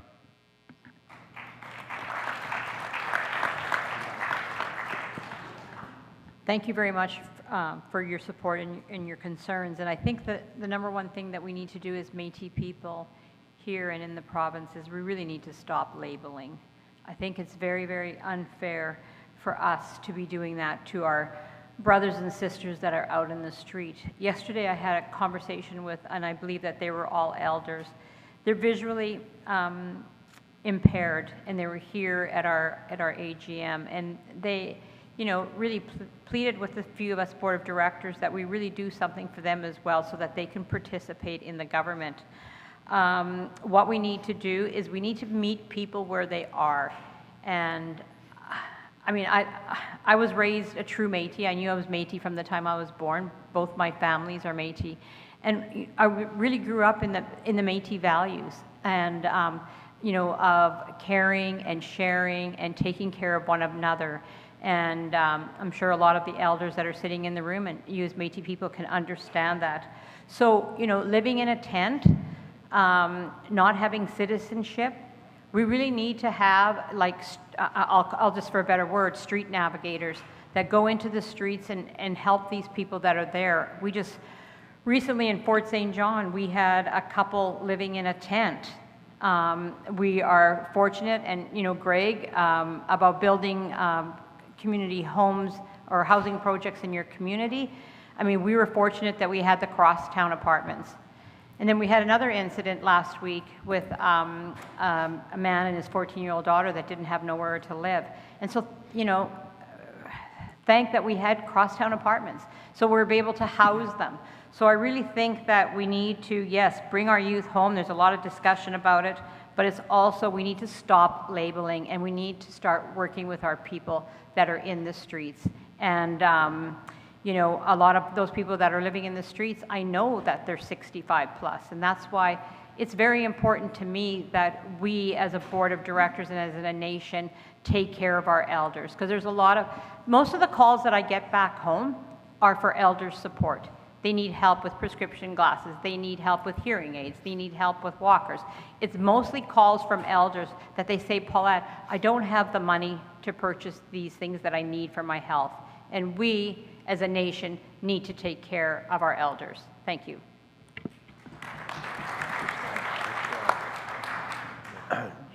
Just to add on to that, one thing we do need too is we need the capacity to try to help our people. Right now, the capacity has been lacking in this area. So we'll be working hard on the next 4 years to try to create the capacity and work with the federal and provincial government to try to help as many people as we possibly can. But we also going to need the help of our citizens and our family members, like the gentleman that was just asking that question. You know, until we know the situation with your family members and your friends, it's hard to us to address that issue. So the more information we get from our citizens, you know, from family members, that gives us more ammunition to take forward to the federal and provincial governments of the needs of our citizens. So thank you for that question. I was just looking for her. She was in the room. I can't see her. But anyways, I wanted to make a point here. It's called Moccasin Telegraph as well, still exists. And Moccasin Telegraph is about, hey, I had a situation in Kamloops where a family was stranded during a really bad weather storm. They were stranded in their vehicle. And you know what? All of a sudden I get a call. Boom, boom, boom. We went to work. And we got that woman and her kids in a hotel that night. I put it on my credit card. I didn't care. I'll get it later. Moccasin Telegraph also is an important part. So that's where and what I wanted to point out to this guy here, this gentleman on the phone is, you said Kelowna, that's my region. I would encourage you to reach out to me if you want. Give me an email. Hey, my brother's on the street. This is where he's at. I, in turn, would send that to the president of Kelowna. And hopefully somebody can connect with him. We can't guarantee it because there's a lot of barriers and issues. But again, it's just maybe that one soul touching somebody and it reaches out. But Moccasin Telegraph still exists, and somehow, some way, scratch, yell, scream, and and what Paulette said, my parents struggle right now. I have elderly parents that have no medical. And we do everything we can in our family to help my mom get her medication, and my dad. But we also have had the nation help them as well, because I'm engaged and I'm inside. You know the old saying, it's not what you know, it's who you know, sometimes exists in a way that as families, we will not know until you actually knock on the door and say, I need some help.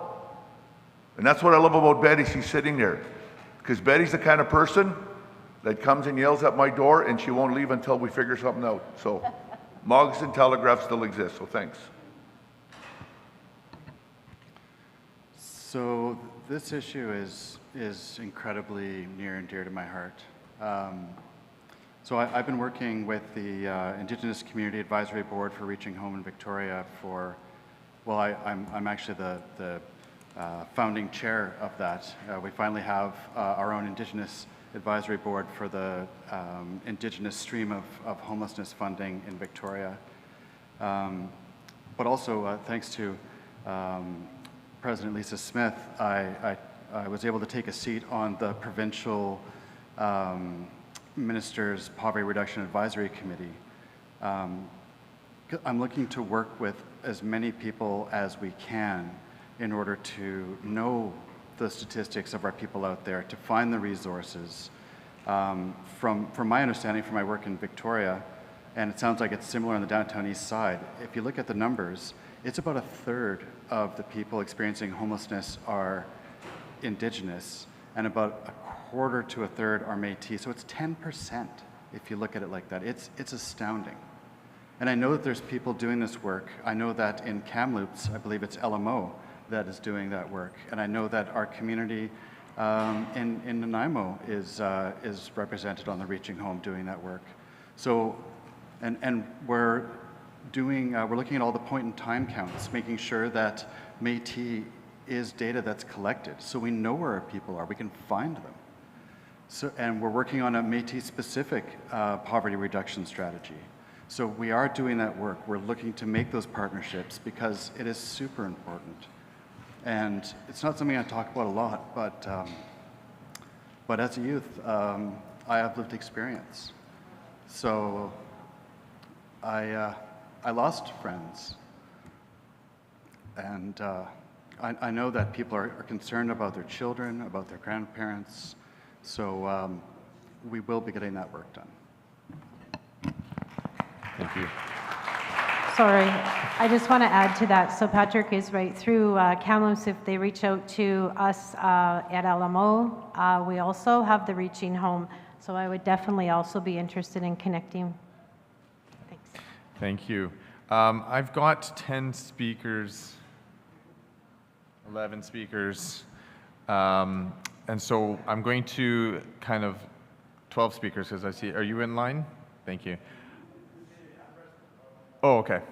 And I see now more people are coming up. I know we're ahead of time, but so maybe we'll just limit it to maybe 1 or 2 board members to speak to a particular question.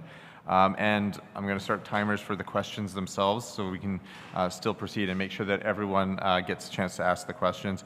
A bit of a left and right and online kind of combination, but we are next with Mr. Van Wergen. Vince Van Wergen, Northeast Métis Association. A question is, we talk about all the ministries and the great work MNBC is doing, and that's awesome. One thing I didn't hear, and the question that I have, and I hope maybe we can do like a minute each region, not for President and Vice President, but for the regional directors, is I know there was a misunderstanding, and I asked a question, our community question, about regional directors coming into communities, and there was a misconception or something happened, from my understanding, that made it so that they didn't want to come into community without being invited into community events. I understand that you can't come into an AGM and chair an AGM without an invitation, but what would each of you, because we're interested in hearing about the regions, how do you foresee engagement and representation within your region for all communities?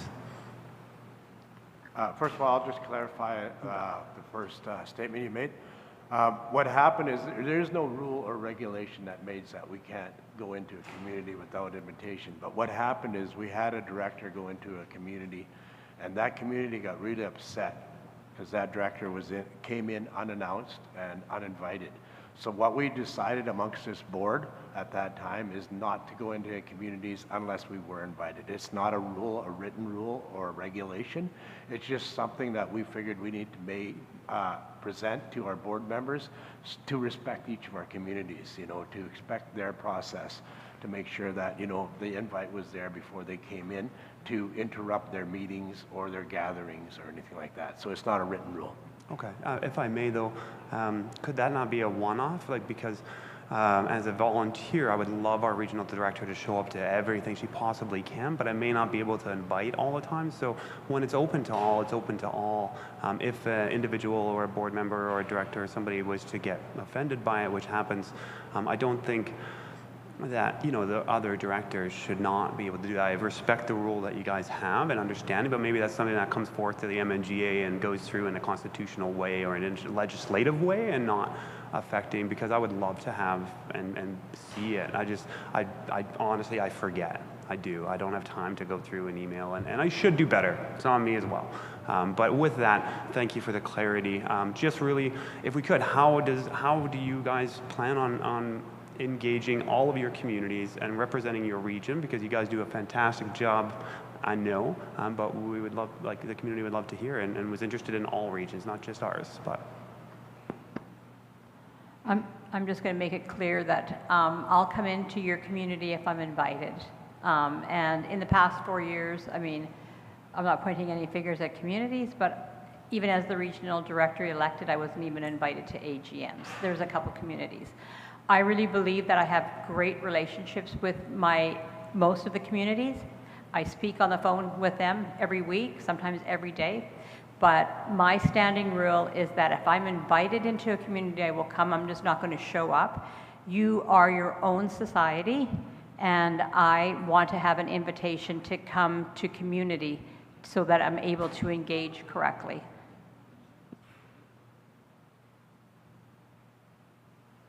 just to follow up, to be respectful and according to the job descriptions and your oaths and stuff, I mean, there's no mandate, and we really would like you, I personally would like you to be able to come to ours, and we're not pointing fingers, but let's be honest, Dawson Creek. And I'm extending the invitation and trying to build a bridge personally and with our community, and asking you to just show up to help build that bridge. And you know, it is, and it wasn't about you and us. I wanted to see what everybody did, but now you've made it that way, unfortunately, publicly. The invitations have been extended, as I'm told, and you haven't shown up. So again, let's not get personal. I just want to hear how everybody else would do it, and I hope that you consider coming without invitation, because this is me inviting you to every event that we have. This is a personal conversation, and so let's pass it along the line.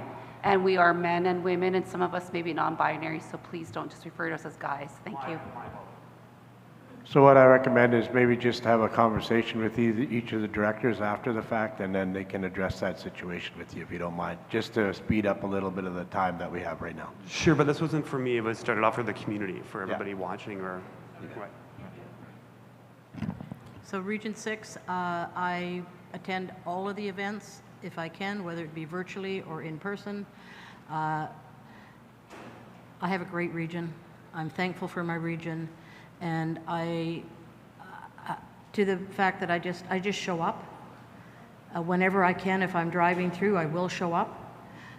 If I have had an incident in one year where they were having a meeting and they asked me, we didn't know you were coming to town, so, please don't, I stopped in, because I always do when I drive through any of the towns that I have community, and they said, we don't want you at this meeting, we're discussing some political stuff, et cetera, and I said, no problem, I'm just coming through town, wanted to stop in. So me personally in my region, and it's worked for me and my region, Region 6, yeah, I'm grateful for my region, so thank you. I think that, I believe that, it's important to attend events in regions, but some regions are different than others, the dynamics. And I like to get a personal invite on an email. It doesn't take long to do that. But it's very important to do these gatherings, attend them, because you see the people and their needs. It's not mainly, maybe not the society, but the people in the audience of gatherings. There's a lot of talking going on, and that's the reason why I think it's necessary. It should be an obligation. So in my region, I do East-West Kootenay. So I have, there's 3 communities that invite me to all their AGMs and all their community events. I'm invited to those. I have one that has never invited me to anything. So I'm being honest here. I respectfully ask for an invitation because I want to make sure that when I go, it's a meeting that I can attend. I want communities to be able to have meetings to discuss their private business. It's their community. So it's like somebody just dropping into my own home unannounced. Sometimes it's okay. Sometimes it's not. So I ask for that respect. But I love going into the community.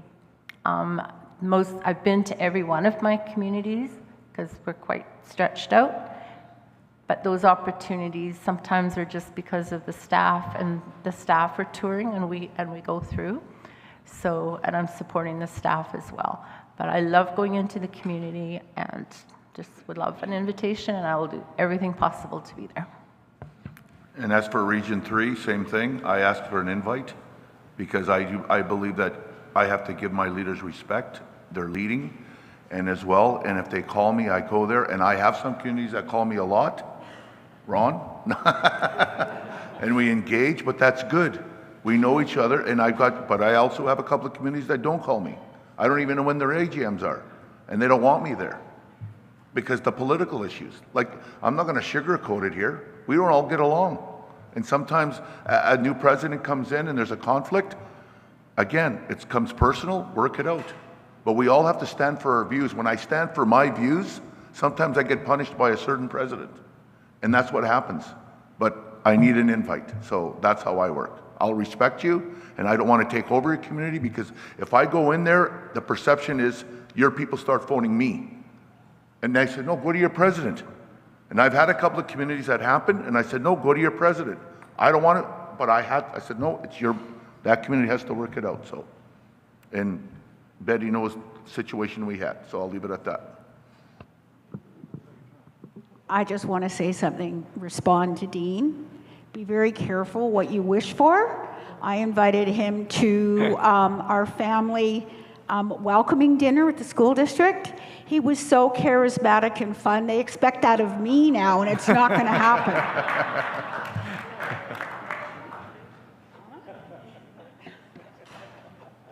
As newly elected, I'm hoping to get out to all the communities in my region. That was one of the reasons why I ran, was our communities, back when I was president, we supported each other. And I want to get that back in Region 2.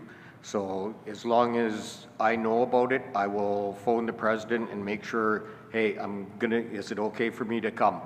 They don't have to invite me. I'm going to be phoning them because I've got, with Facebook and all that, you see what's happening in the community. So That's how I'm going to do it. I don't expect them to phone me in that. I will phone them and say, is it okay if I come? Thank you.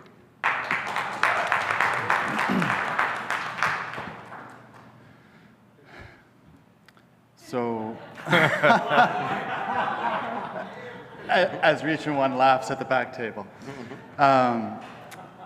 So, I know we have various iterations of the charter agreement, but I know that at least in some, if not most of them, it talks about that relationship between community and MNBC, about having that invitation sent to the regional director to come to AGMs. And I really think it's important because it's the provincial governance structure respecting the community governance structure and having that interaction. And I think that that's really, really important.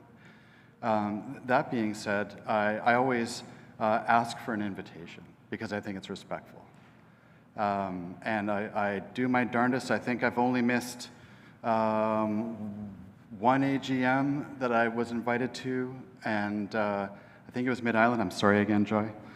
But other than that, I ask if there's any newsletters that they be sent to me, so that hopefully if I'm driving in the region, like there's been times I've gone up to Comox, and I'm like, well, it's not that far from Campbell River. Let's see what they have going on. Maybe there's something I can drop in there. But I always give a heads up because I think it's respectful. But I think visiting and talking in person is so important for nation building and for understanding each other. Yeah, so thanks. Thank you very much. The next question I have is from Stephen Arnett online. Anshe Boone Matean.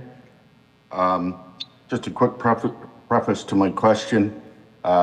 President Minot mentioned that he was recruited for having a big mouth.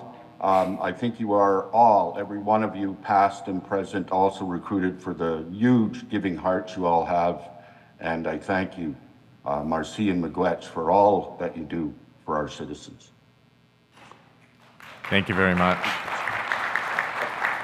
My question is about citizen engagement going forward, as I've participated over the last number of years as an older person.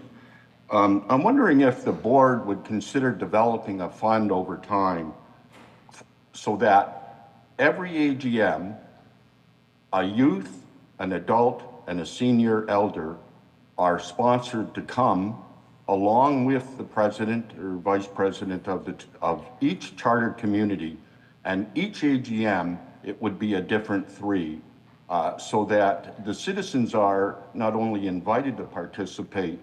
I've attended on my own hook a few times in earlier AGMs, but it is quite expensive, and especially in maybe the rural and remote areas. But I think it's important for us to grow the sense of participation and engagement, and that would be a way to do it. And I realize 39 times 3,000 or whatever it is a fair amount of money, but it's something to involve and engage people in a meaningful way, and then they go out and involve and engage others.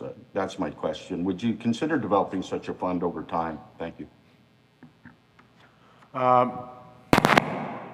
First answer is yes, we would consider that, but the issue right now with that is the capacity to bring our people in. Our dream, our aspiration is to get to as many Métis citizens to our AGMs as possible.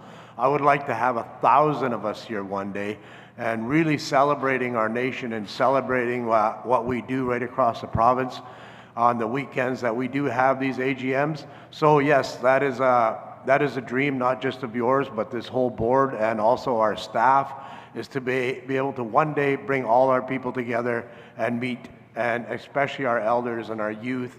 So thank you so much for that question, and yes, we will be working towards that. Thank you very much. My next question I hear to my right. Please go ahead. Anthony Wingham, Wachia Métis Society. 2 questions, I'll make it quick. First one, I'm here on behalf of one of my citizens, Ashley. She has a son who's 8 years old. He is a diverse learner. Through my work with her, I've learned that they age out by the age of 9 in our system. As many of us get ready to celebrate our children graduating grade 12, they are concerned about how their children will thrive in the real world. I'm hoping that this conversation brings an idea from the board to address many of our diverse learners in many of our communities, not just giving them dollars, but actually ensuring that they thrive, tapping into some of the STEPS dollars, tapping into the education dollars, capacity dollars. The second question is, this is my first AGM, so some things that did pop out. I see that there's $8.5 million for 85 salaries at MNBC. We were told yesterday that we should be excited that we got $1.7 million for all of our citizens.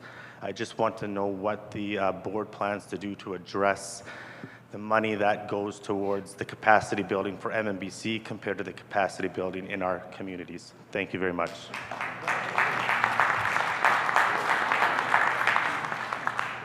On the capacity part in regards to each of the communities, that's also a big concern of this board. It's a big concern of our staff as well. We're working hard to try to get the capacity to be able to support each and every one of our communities across the province, and we will continue that fight. I can't. One thing I can say though is in the last, 6 years, MNBC is probably one of the most supportive Métis governments for our communities across Canada. We try very hard to be able to pull money out of wherever we can to be able to get it to our communities right now. The big thing is we do have a big ask in with right now with the provincial and federal government to help with the capacities for our communities. And we're hoping that is a successful ask. If it isn't, we will continue, and we will continue to push that issue forward on behalf of our communities. And we're hoping one day that that will become a reality, that our communities are fully sponsored and looked after, and be able to have the capacity to be successful within their own community and help all their citizens. So that is a dream of MNBC, and that is a dream of our citizens. Thank you so much for that question, sir. Thank you very much. I'd like to just respond about the children. So much of our funding comes with strings attached with age groups, which is ridiculous. For instance, our early years programs are funded incredibly well. That's why we're building 11 daycares. We've got, right now, we're in process with 11 daycares, and we've got 23 on the books. We have incredible support for post-secondary, or employment and training. We're talking millions. And we get 300,000, I think it's 300,000 for our K-12 for 2 years. So when we walk into a meeting, what do you think we're saying? Like, it's go figure, right? It's like it doesn't make sense. But I can tell you and assure you that our education department, they don't just work with what dollars we have. We have experts on the ground that will work with other associations or other groups, for instance, that support children. We will do our very, very best to find support for those children. My background is actually working with diverse children, so it's my heart work. When I say it's my heart work, I mean it. I don't want to leave any child behind. But right now, we're not leaving children behind. The government is with not giving us our IGB, because with IGB, we would have the funds to help. Thank you very much. And we are getting a number of speakers, and the list still remains large. If we can try to keep it to one question, I appreciate it's different. No, I'm not faulting. I see the wince there when I say to keep it to one. But I appreciate the questions, and obviously, so we can give everyone a chance. The next speaker is an online speaker, Bryce Mercredi. Good morning. Good morning, everyone. It's good to see new faces and also old faces that I've never come years back. Congratulations to the new board, the newly elected, and also to the re-elected members. I know you'll do a great job. And also congratulations to the chair for running a smooth assembly. Sorry, Bryce. Sorry to interrupt. We're just there's some feedback in the room here and a little difficulty hearing your voice. Just give us a quick second. We may be able to try to correct that. And if on your end, if you're able to maybe speak closer to the microphone portion, through whichever microphone you're speaking. Can you try again just so we can hear? Okay, testing, 1, 2. Is that any better? Sorry, Bryce, it's really faint. What we're going to suggest, I'm going to take the next question in the room, and we're going to try to shore up the signal or the connection that we have with you and get you up next. Sorry, much apologies, Bryce, but we will get right back to you next. I'll recognize the speaker to my left, and then we'll get back to Bryce. Howdy, Wayne Wapimakwa, Vancouver Sea to Sky. I have a question for the President and Vice President.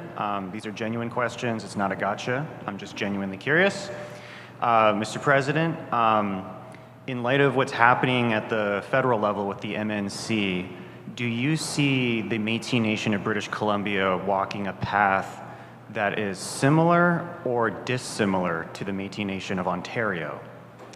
And to my Vice President, I'm very curious, do you see us walking a path that is similar or dissimilar to the Manitoba Métis Federation?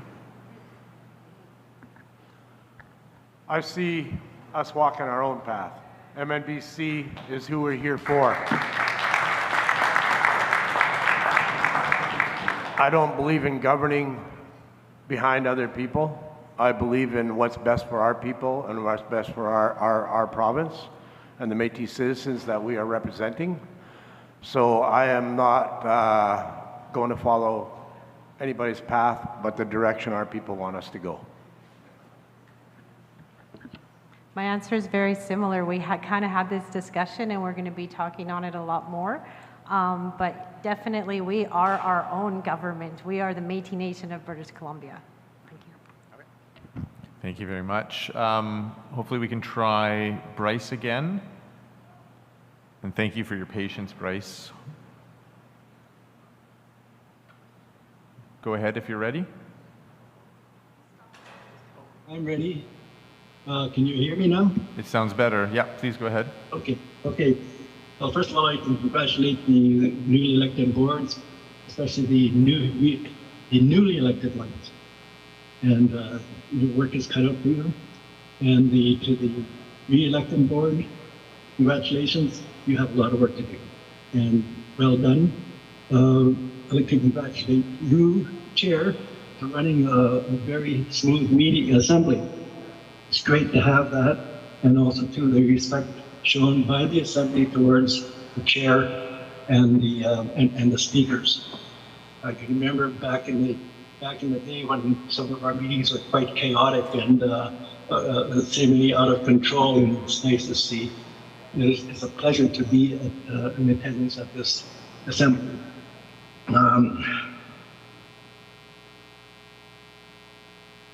Now is the time for us to carry on, to go forward positively, and I know you will all do a great job.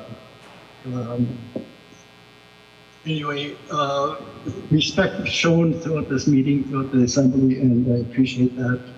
And congratulations to our youth, who are our future leaders. And it's up to you guys to mentor them, give them the help that they need. Thank you very much for listening. Thank you, Bryce. Thank you for those comments. Next, have Leader McDonough. And I almost forgot what I was going to say.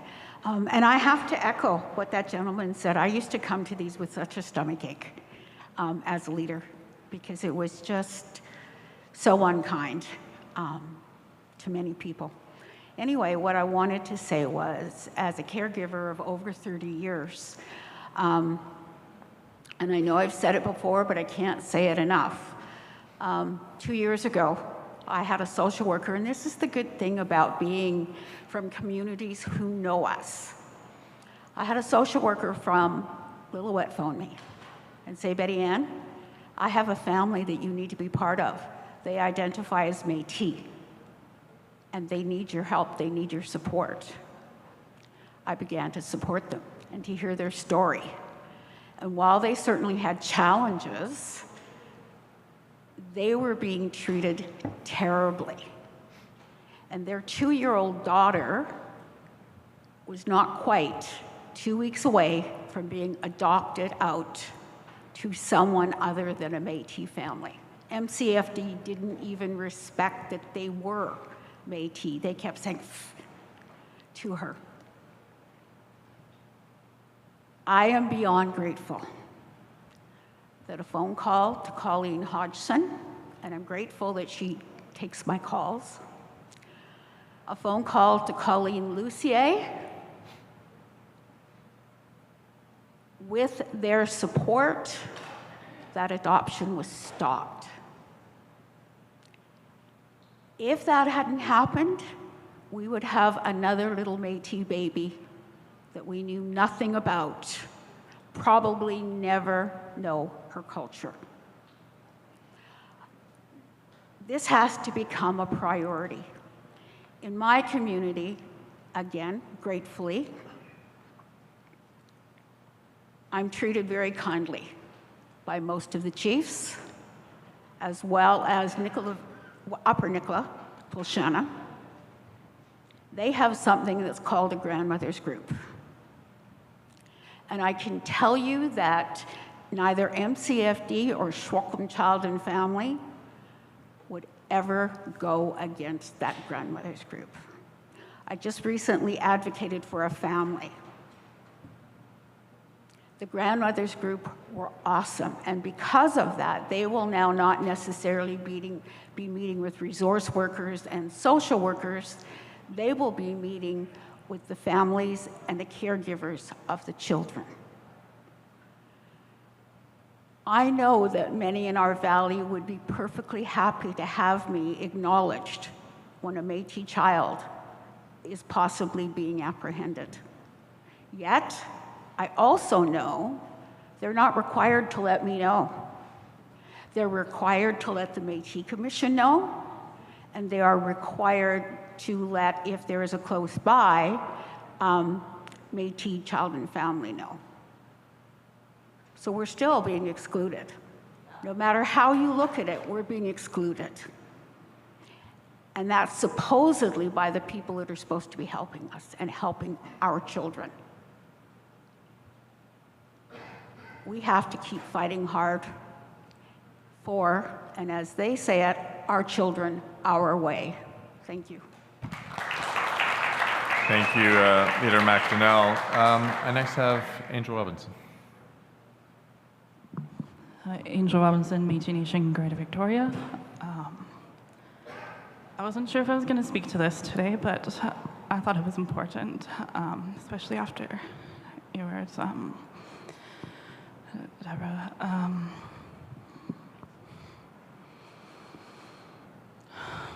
On June 17th of this year, my younger sister, Nova Rose Beer, died by suicide. She was a youth in care who was taken from her family at the age of 5 and told by foster parents that her family didn't want her, and we were told as their family that they didn't want us and that she would be adopted. She lived until the age of 12 without seeing us again, and continued to be churned through the system until she aged out, where she was tossed into the health system, the mental health system. And the same thing happened over and over again, where her needs were not met, where she was ignored, where she was passed along and just tossed around like a hot potato because people were afraid of the consequences of helping her.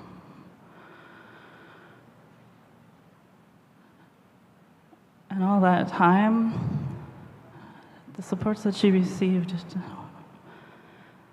were seldom connected to the Métis Nation. My sister, she wanted her story to be known more than anything because she knew that her hurt would never go away. And she didn't know of a better way to get rid of that pain than to no longer be in this world. She wanted for no other child to suffer the way she had, to feel the way she did. And that's my wish as well. So I just want to know that her story, her voice, won't be forgotten. That will, no matter our disputes between each other, that we'll come together and fight like hell so that no other child grows up feeling like they're not wanted, like nobody cares for them, like they don't matter. My sister was a beautiful person. She was beyond kind, incredibly creative. She had so much to give to this world. But in her thought, in her heart, she thought of herself as a mutt, because that was what she was called. I don't want any other child to have to feel that way. I want justice for the children who have already been made to feel that way, for the families who have lost and who grieve, for the children and the now adults who are grieving their childhood. Because a lot of the time when people, as their bodies grow, their hearts are still left in that place where they felt abandoned and hurt. So I just ask that you bring her story forward so that this doesn't happen again. Thank you.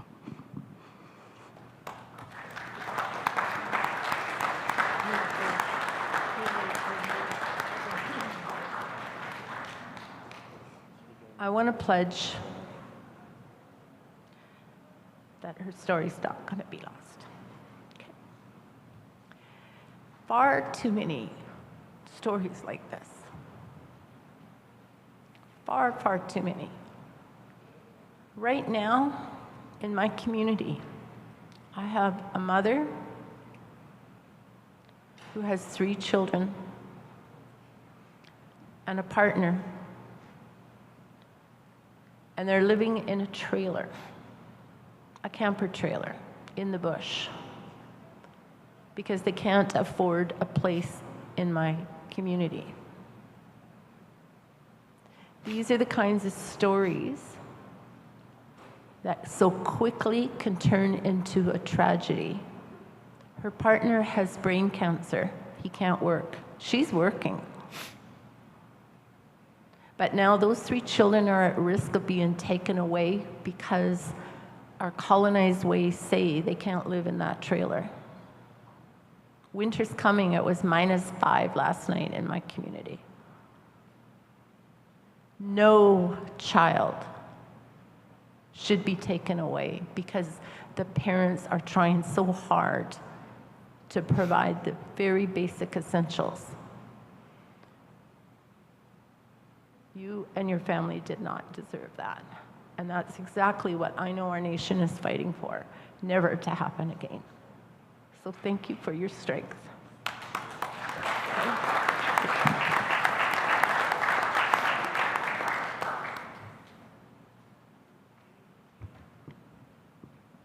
This is Ron Caron with the Vernon District Métis Association. Speaking on behalf of my organization itself, I'd like to thank the previous board, this is not a question, for the support that our community has received in building our new cultural space.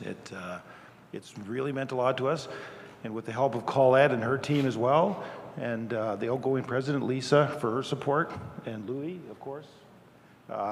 We're very grateful, and I hope that that kind of work continues for communities, because it's made our community much stronger. And anybody who's been to the space has seen it, and it's a special place. I think 4 or 5 of you have been there, and I'd just like to say thank you, and Colette, thank you very much. You guys, the support for us was amazing. Thank you.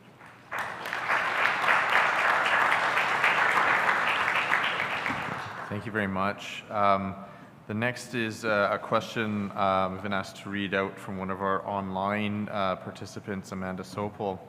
So, what is MNBC currently doing to advocate for our children and youth with disabilities and support needs in terms of CYSN services, and what does the way forward look like? I'm not sure who's best to wishes to respond to that. I told Deb I'll answer this one here as well. And, you know, it seems there's a common theme here. Our children, our children, our children. And I think that answer that is given is a very complex question, but a very complex answer. Because there is, right now, the solution is about coming together with government and getting those ideas identified and saying, this is what's going on out there. When we talk about IGB status, you look at Bill 40 right now. If you're aware of Bill 40, our children are now, just puts a lump in my throat. There's kids, Métis kids now who are not on the lunch program. Like in some schools, I'm hearing. They're losing that because they're not identified as First Nations, but we are Indigenous.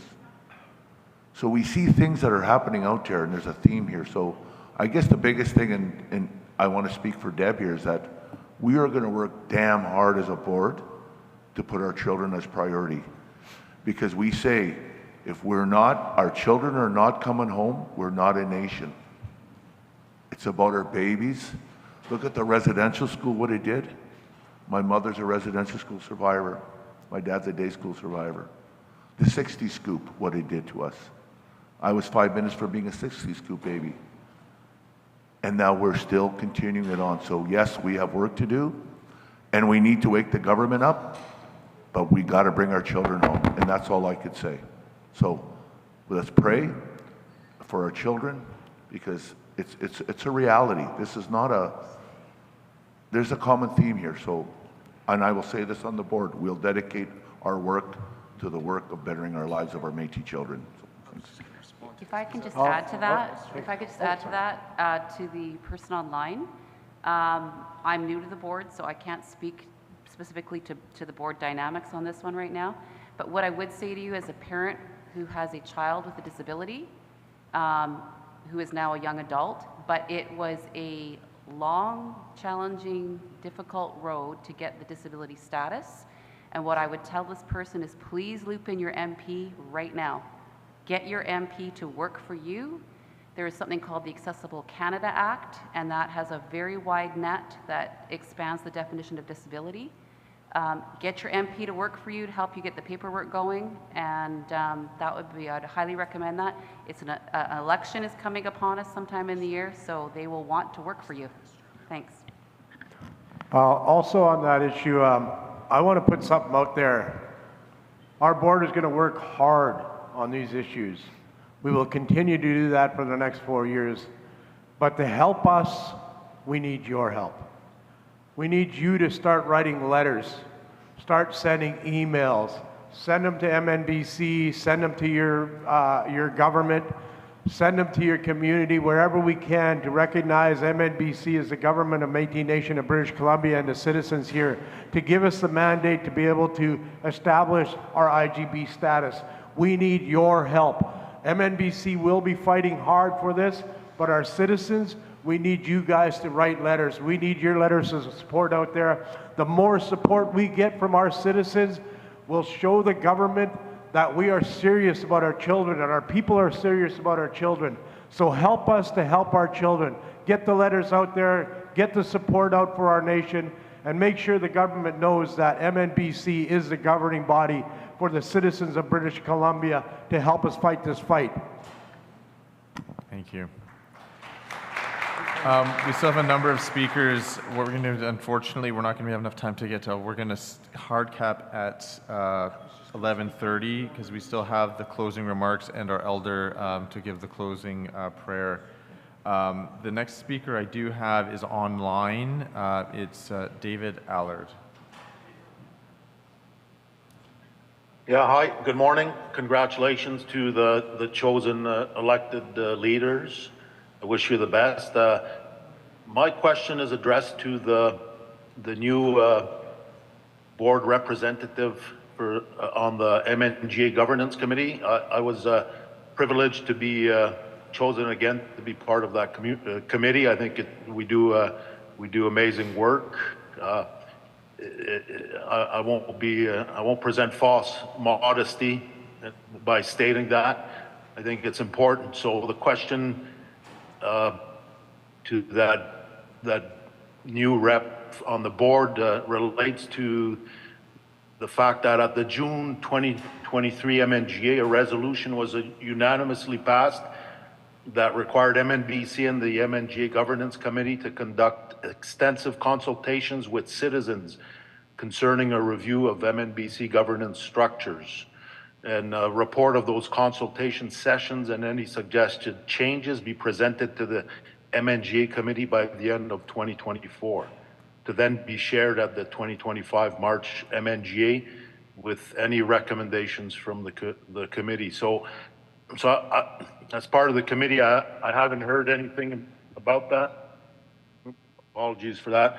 I'd just like to know where we're at, and if we can make this happen. It's important. We talk about engaging citizens and communities. I hear words of we want 1,000 people at the AGM. I think there's 140 to 180. That's fine, but there's 27,000 citizens. So I think this is part of that process, engaging citizens. Plus, based on Curtis Boyer's report, we need creativity in how we want to govern ourselves. We can't just stay with the same old. So thank you. If I can get a response to that. Yep, we'll turn it to the representative.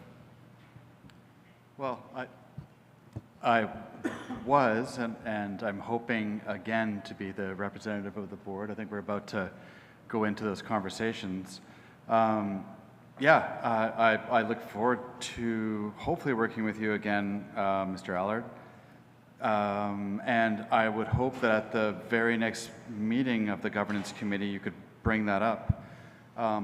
One idea I had over the last month as I was reflecting and honestly sorting through a bunch of old Métis paperwork, I found a report, a What We Heard report from 2018. And there was engagement across the province on a variety of issues. And that's almost 7 years ago now. And I really think it's time for us to go into community and bring the issues of the day, because they're new issues now 7 years later.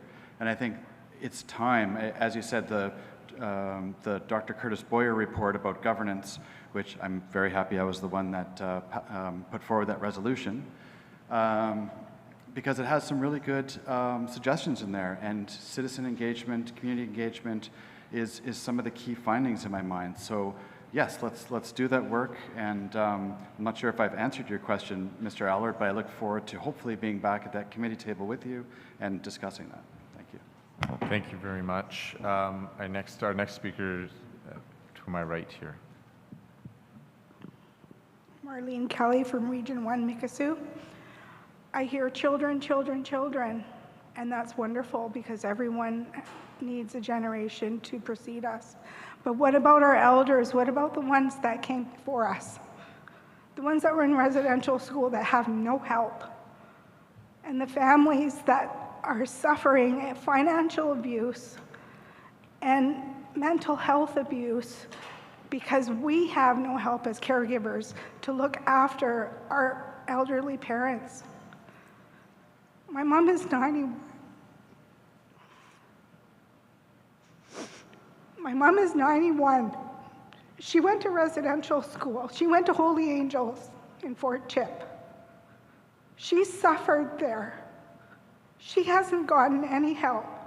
She has moderate dementia now. I'm looking after her. I didn't work for 7 years.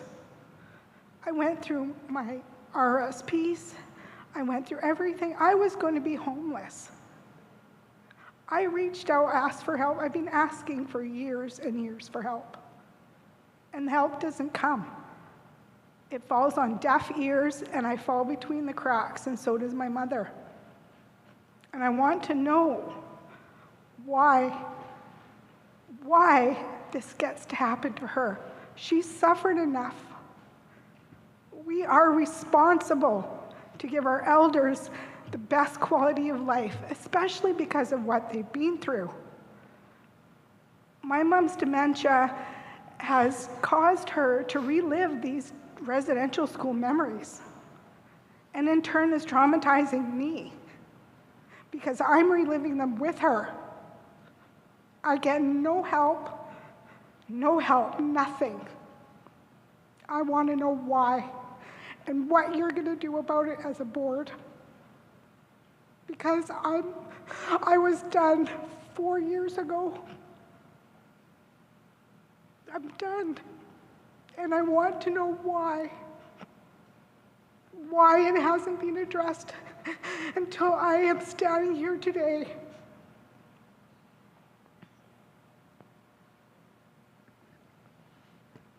I'm so sorry for your family and yourself. I can say I know exactly what you're going through. I lost my mom last year.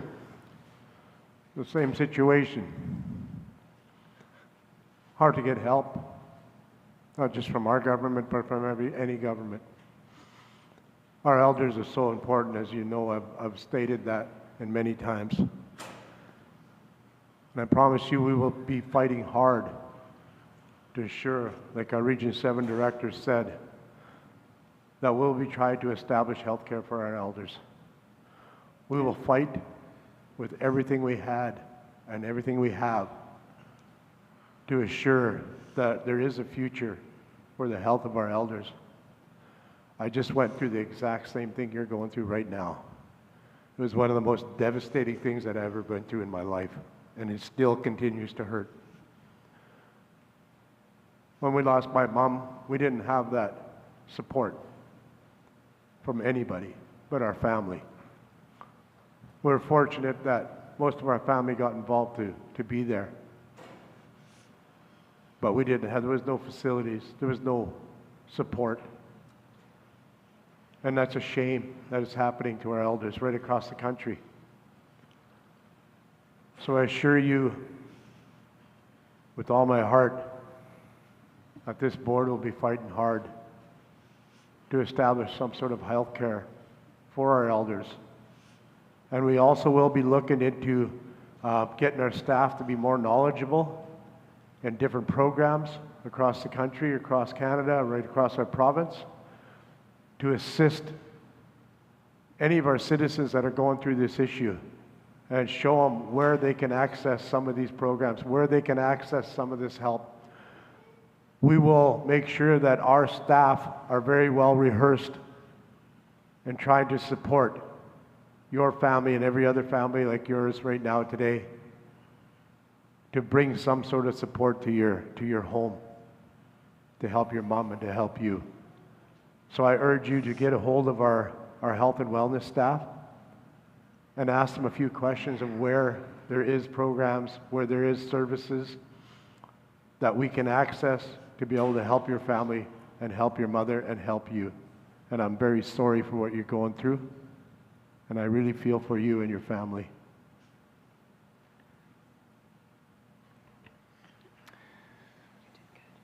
I just want to add to that, Walter. For me,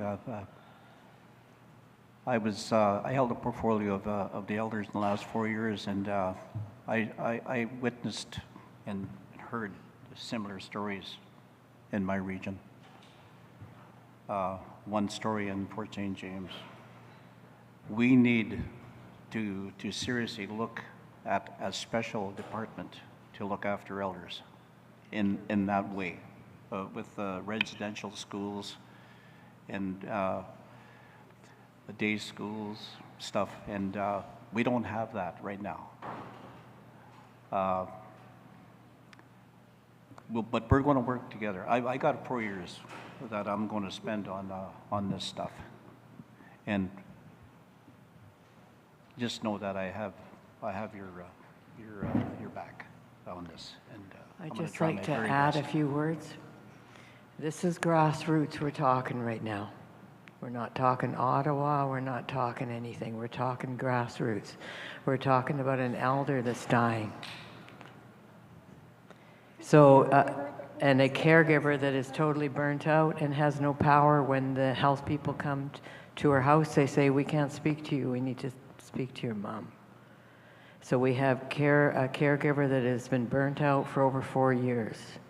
We have a respected elder, a beautiful, beautiful lady, very, very talented, that makes amazing moccasins, dying. So we have someone here from the grassroots that's saying, I need help. And we should help her.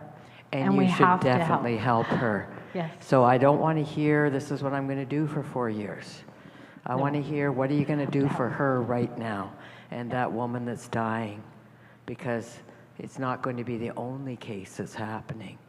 We are people that take care of each other. We've had someone come up here and reach out. Takes a lot of courage to do that. So what are we going to do for her? That's what I want to hear. I absolutely, I'm carried, and I've been there. I know I've been through families with dementia and how families burn out, and it is a real passion of mine to bring that here and share with this board. I'm new to the board.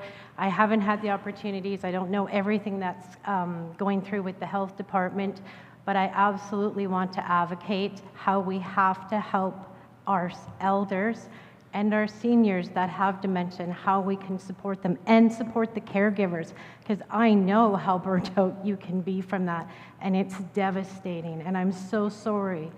And I would love to come and talk to you after. Thank you. I also urge you to get in contact with Tanya Davrin. She's head of our health and everything, and we should be able to get something going immediately to hopefully help you move to work with your mom, and try to make things a little better in the home. So I urge you to connect with Tanya Davrin as soon as you possibly can, and hopefully we can hopefully help you help your mom. Tanya is very good at what she does. We do have other programs in place so that we can assist you on moving forward. So I urge you to connect with our staff member, Tammy Davrin, if you can. Thank you, Mr. President. Could you I'd like you to know that she has several times. Every ministry for 7 years. Yeah. Can you tell me what your mom's name is, please? Her first name, would you mind sharing her first name? Is that okay? Her first name? Mabel. I'm going to ask those of you, this is devastating me because I'm a caregiver too for an elderly parent. I'm not a caregiver. I have no training. I'm just her daughter. Yeah, I apologize for the language there. I would ask everybody, I'm at a loss for words, and all I can say is, if you are a praying person, if you lay tobacco, please remember Mabel. Please remember Mabel. And let's talk. We do have an emergency link on the website too but Tanya Davrin is also the Director of Elders, so that's in your department too.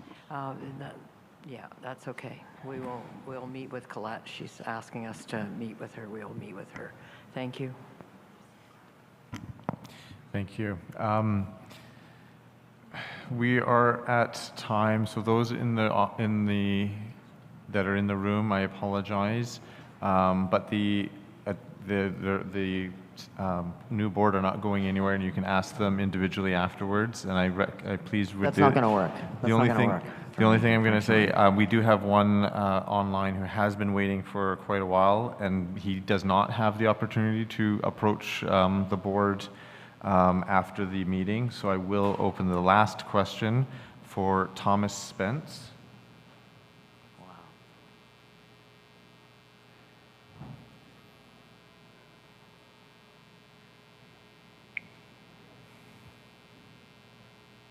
Good morning. Can you hear me? Yes, we can. Tom Spence, Prince George Métis Association. I'm at a bit of a loss for words. Emotional time right now. I'd like to congratulate the new elected people and the re-elected on the board. I look forward to seeing the next 4 years, the work that you do. I've had the pleasure of being an elder with the Noequan Family Services, doing healing circles, cultural connections, language, and watching the Métis Association working hard on building the connection between the youth and the elders. And every now and then I get on my soapbox with President DeRocher and Regional Director Gervais. And right now I want to get on my soapbox as good news, I hear the statement that was made about the childcare facilities that are being built and bought, great infrastructure, that's awesome. We have organizations in Prince George that are paying rent on so many different locations. And I'm wondering when Region 5 or Prince George would start seeing some of this development into the infrastructure of getting us a building or something to call a home, because the location we have now is in a basement, and a lot of our elders can't access it, and people with disability can't access it. And so I'm curious as to when we would see something starting to happen here in Region 5. I had other questions, but I'll just leave it at that. Thank you for your time. Thank you. Thanks, Tom, for that question. Right now, Region 5 is on the forefront of some of the issues that we have to deal with and constructing some sort of a home for your society and your citizens. So that is one of our #1 issues that we are going to be working for and towards right away. Actually, we have our senior team, our housing team right now looking into some of the prospects for your region. So you guys right now, along with Region 3, is that Deb's region? 4? Region, yeah, so we have, we are going to be concentrating on those 2 regions, as we do not have infrastructure in place in those 2 regions right now. So we will be working on your region immediately, Tom, and hopefully we can come up with something here right in the near future for your citizens and your community. Thank you very much. And I want to thank everyone, the patience and the questions that we weren't able to get to, and thank the board. And I know this gentleman to my right is wishing to ask a question, and Pixie and I think Bonnie also had questions. So I hope you'll give some time to them at the conclusion to go speak with them and hear their questions. And I want to thank the board for taking the time to have this added back to the agenda and allow those questions to take place. At this point, we have 2 members. We'll have the brief closing remarks from President Minot, and then our Senator Lucier will be closing us with a prayer.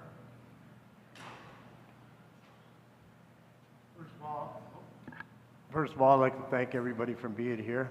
I want to thank this year our new board for being in place and for putting your name forward to help represent our province and our citizens. I would like to thank all our elders, our youth, our senators, our veterans, and all the community members for helping us move our government along and helping each and every one of the citizens in your community. We're looking forward to working with you and for you in the next 4 years to help address some of these issues and these concerns that we were speaking about today. We will emphasize a lot of our leadership and creating a safe space and a healthy space for our elders, as well as our youth and our children. We will also, by doing that, we will also need to be able to create some capacity for our communities. So we will be working towards those initiatives in the next 4 years. I urge each community member to stress to their membership, to their citizens, the support this board's going to need going forward. We're going to need your voice. We're going to need your support to help us move these issues along. As a board, we do have some things that we can deal with on our own. But when the government looks at us and sees that we have the support of our citizens and our communities, that moves our issues along a lot quicker and a lot faster. So I urge each and every one of you to get out to your communities. Show your support for MNBC and the citizens of MNBC and your government. Help us to move these issues along. It's been an honor to sit here and work with you guys. This has been an amazing AGM this weekend. I believe we've had a lot of unity in this building today and yesterday and the day before. I've never seen our nation so unified as we were this weekend. I'm very optimistic about our future, not just for MNBC, but for our children, our grandchildren, and all of our citizens and communities. My hats are off to you. My hats are off to your leadership, especially our local presidents, our local boards, community boards. Without you, we would not be here. You guys are our strength. You guys are our voice. And I guarantee you, you will be heard. This board will be working hand in hand with our communities throughout our regions. Each of our regional directors won't be just working on behalf of your region. We are a provincial board. We will all be working on behalf of our whole province and each and every individual Métis citizen in this province. I assure you that MNBC will be our #1 concern. Our citizens of British Columbia who we will be fighting for. Our personal aspirations, our personal feelings will be set aside for our citizens and our communities. We will get out to all our communities and address all those concerns within the next 4 years as well. This isn't the only time you're going to see this board or these leaders in your community. We will make sure that we get out and we help you wherever we can, and we will address your concerns and bring them back to this provincial board and see how we can manage those the best possible way we can. We are here for BC, we are here for our citizens, and we are here for you. Thank you guys so much for everything you do, and know that we would not be here without all our communities, our community leaders, and our citizens. So thank you guys so much. Thank you very much. And at this time, I'd like to invite our Senator Lucier.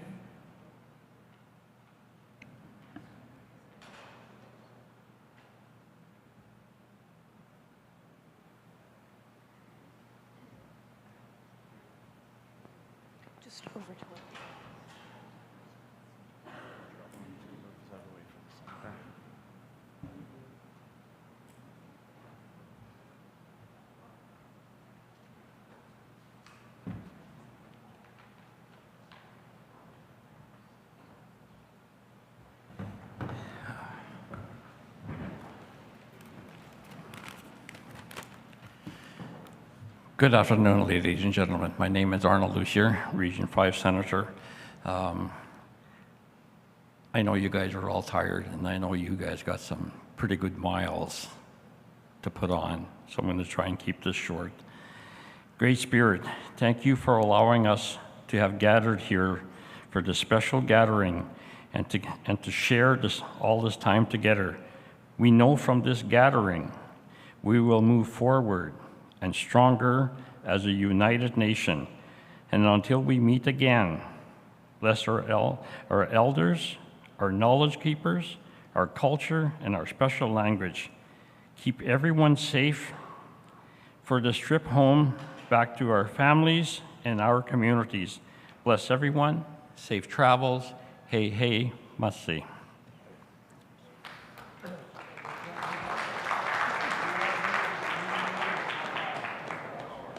Don't leave yet. We still have one more item of business, but before we get to that, I want to thank our veterans and Dumont Scouts for being present and making sure everything's dealt with.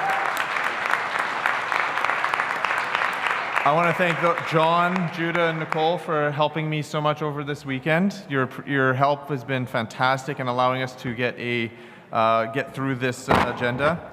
And finally, I think I want to thank the staff of MNBC throughout the whole weekend and, of course, leading up to it, to organizing this. Thank you so much. And at this point, I'm going to look for a mover and a seconder to adjourn the meeting. I'm going to look to my right. So I am going to move, but before I do, I just want to say a few words, and that's that we are 13 weekends away from Christmas. Sorry to be the bearer of that news. But in the back room there, Pinnacle 3, there are people who came here. It cost these families $600 for the weekend to be here, to be able to sell the things that they create. When you buy from them, you won't be paying shipping that you will be paying if you decide to order from a big box store. They're also not marking up their prices by 400% like the big box stores do.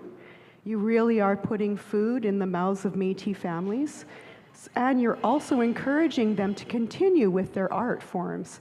So please, if you have the means, please stop by there before you leave and take a look at what they have. If you can't do that today, pick up their business cards, get their names and numbers. I just need to say that because I've benefited greatly from the support of so many people with my own artist business, and there's people there that have worked very hard as well. So please go and check out their booths. And now I so move. Do I have a seconder? First hand I saw was Greg Sandwood. Thank you very much. Now, we don't have voting machines. Unanimous consent? Any objection? We'll see you next year. Thank you, everyone.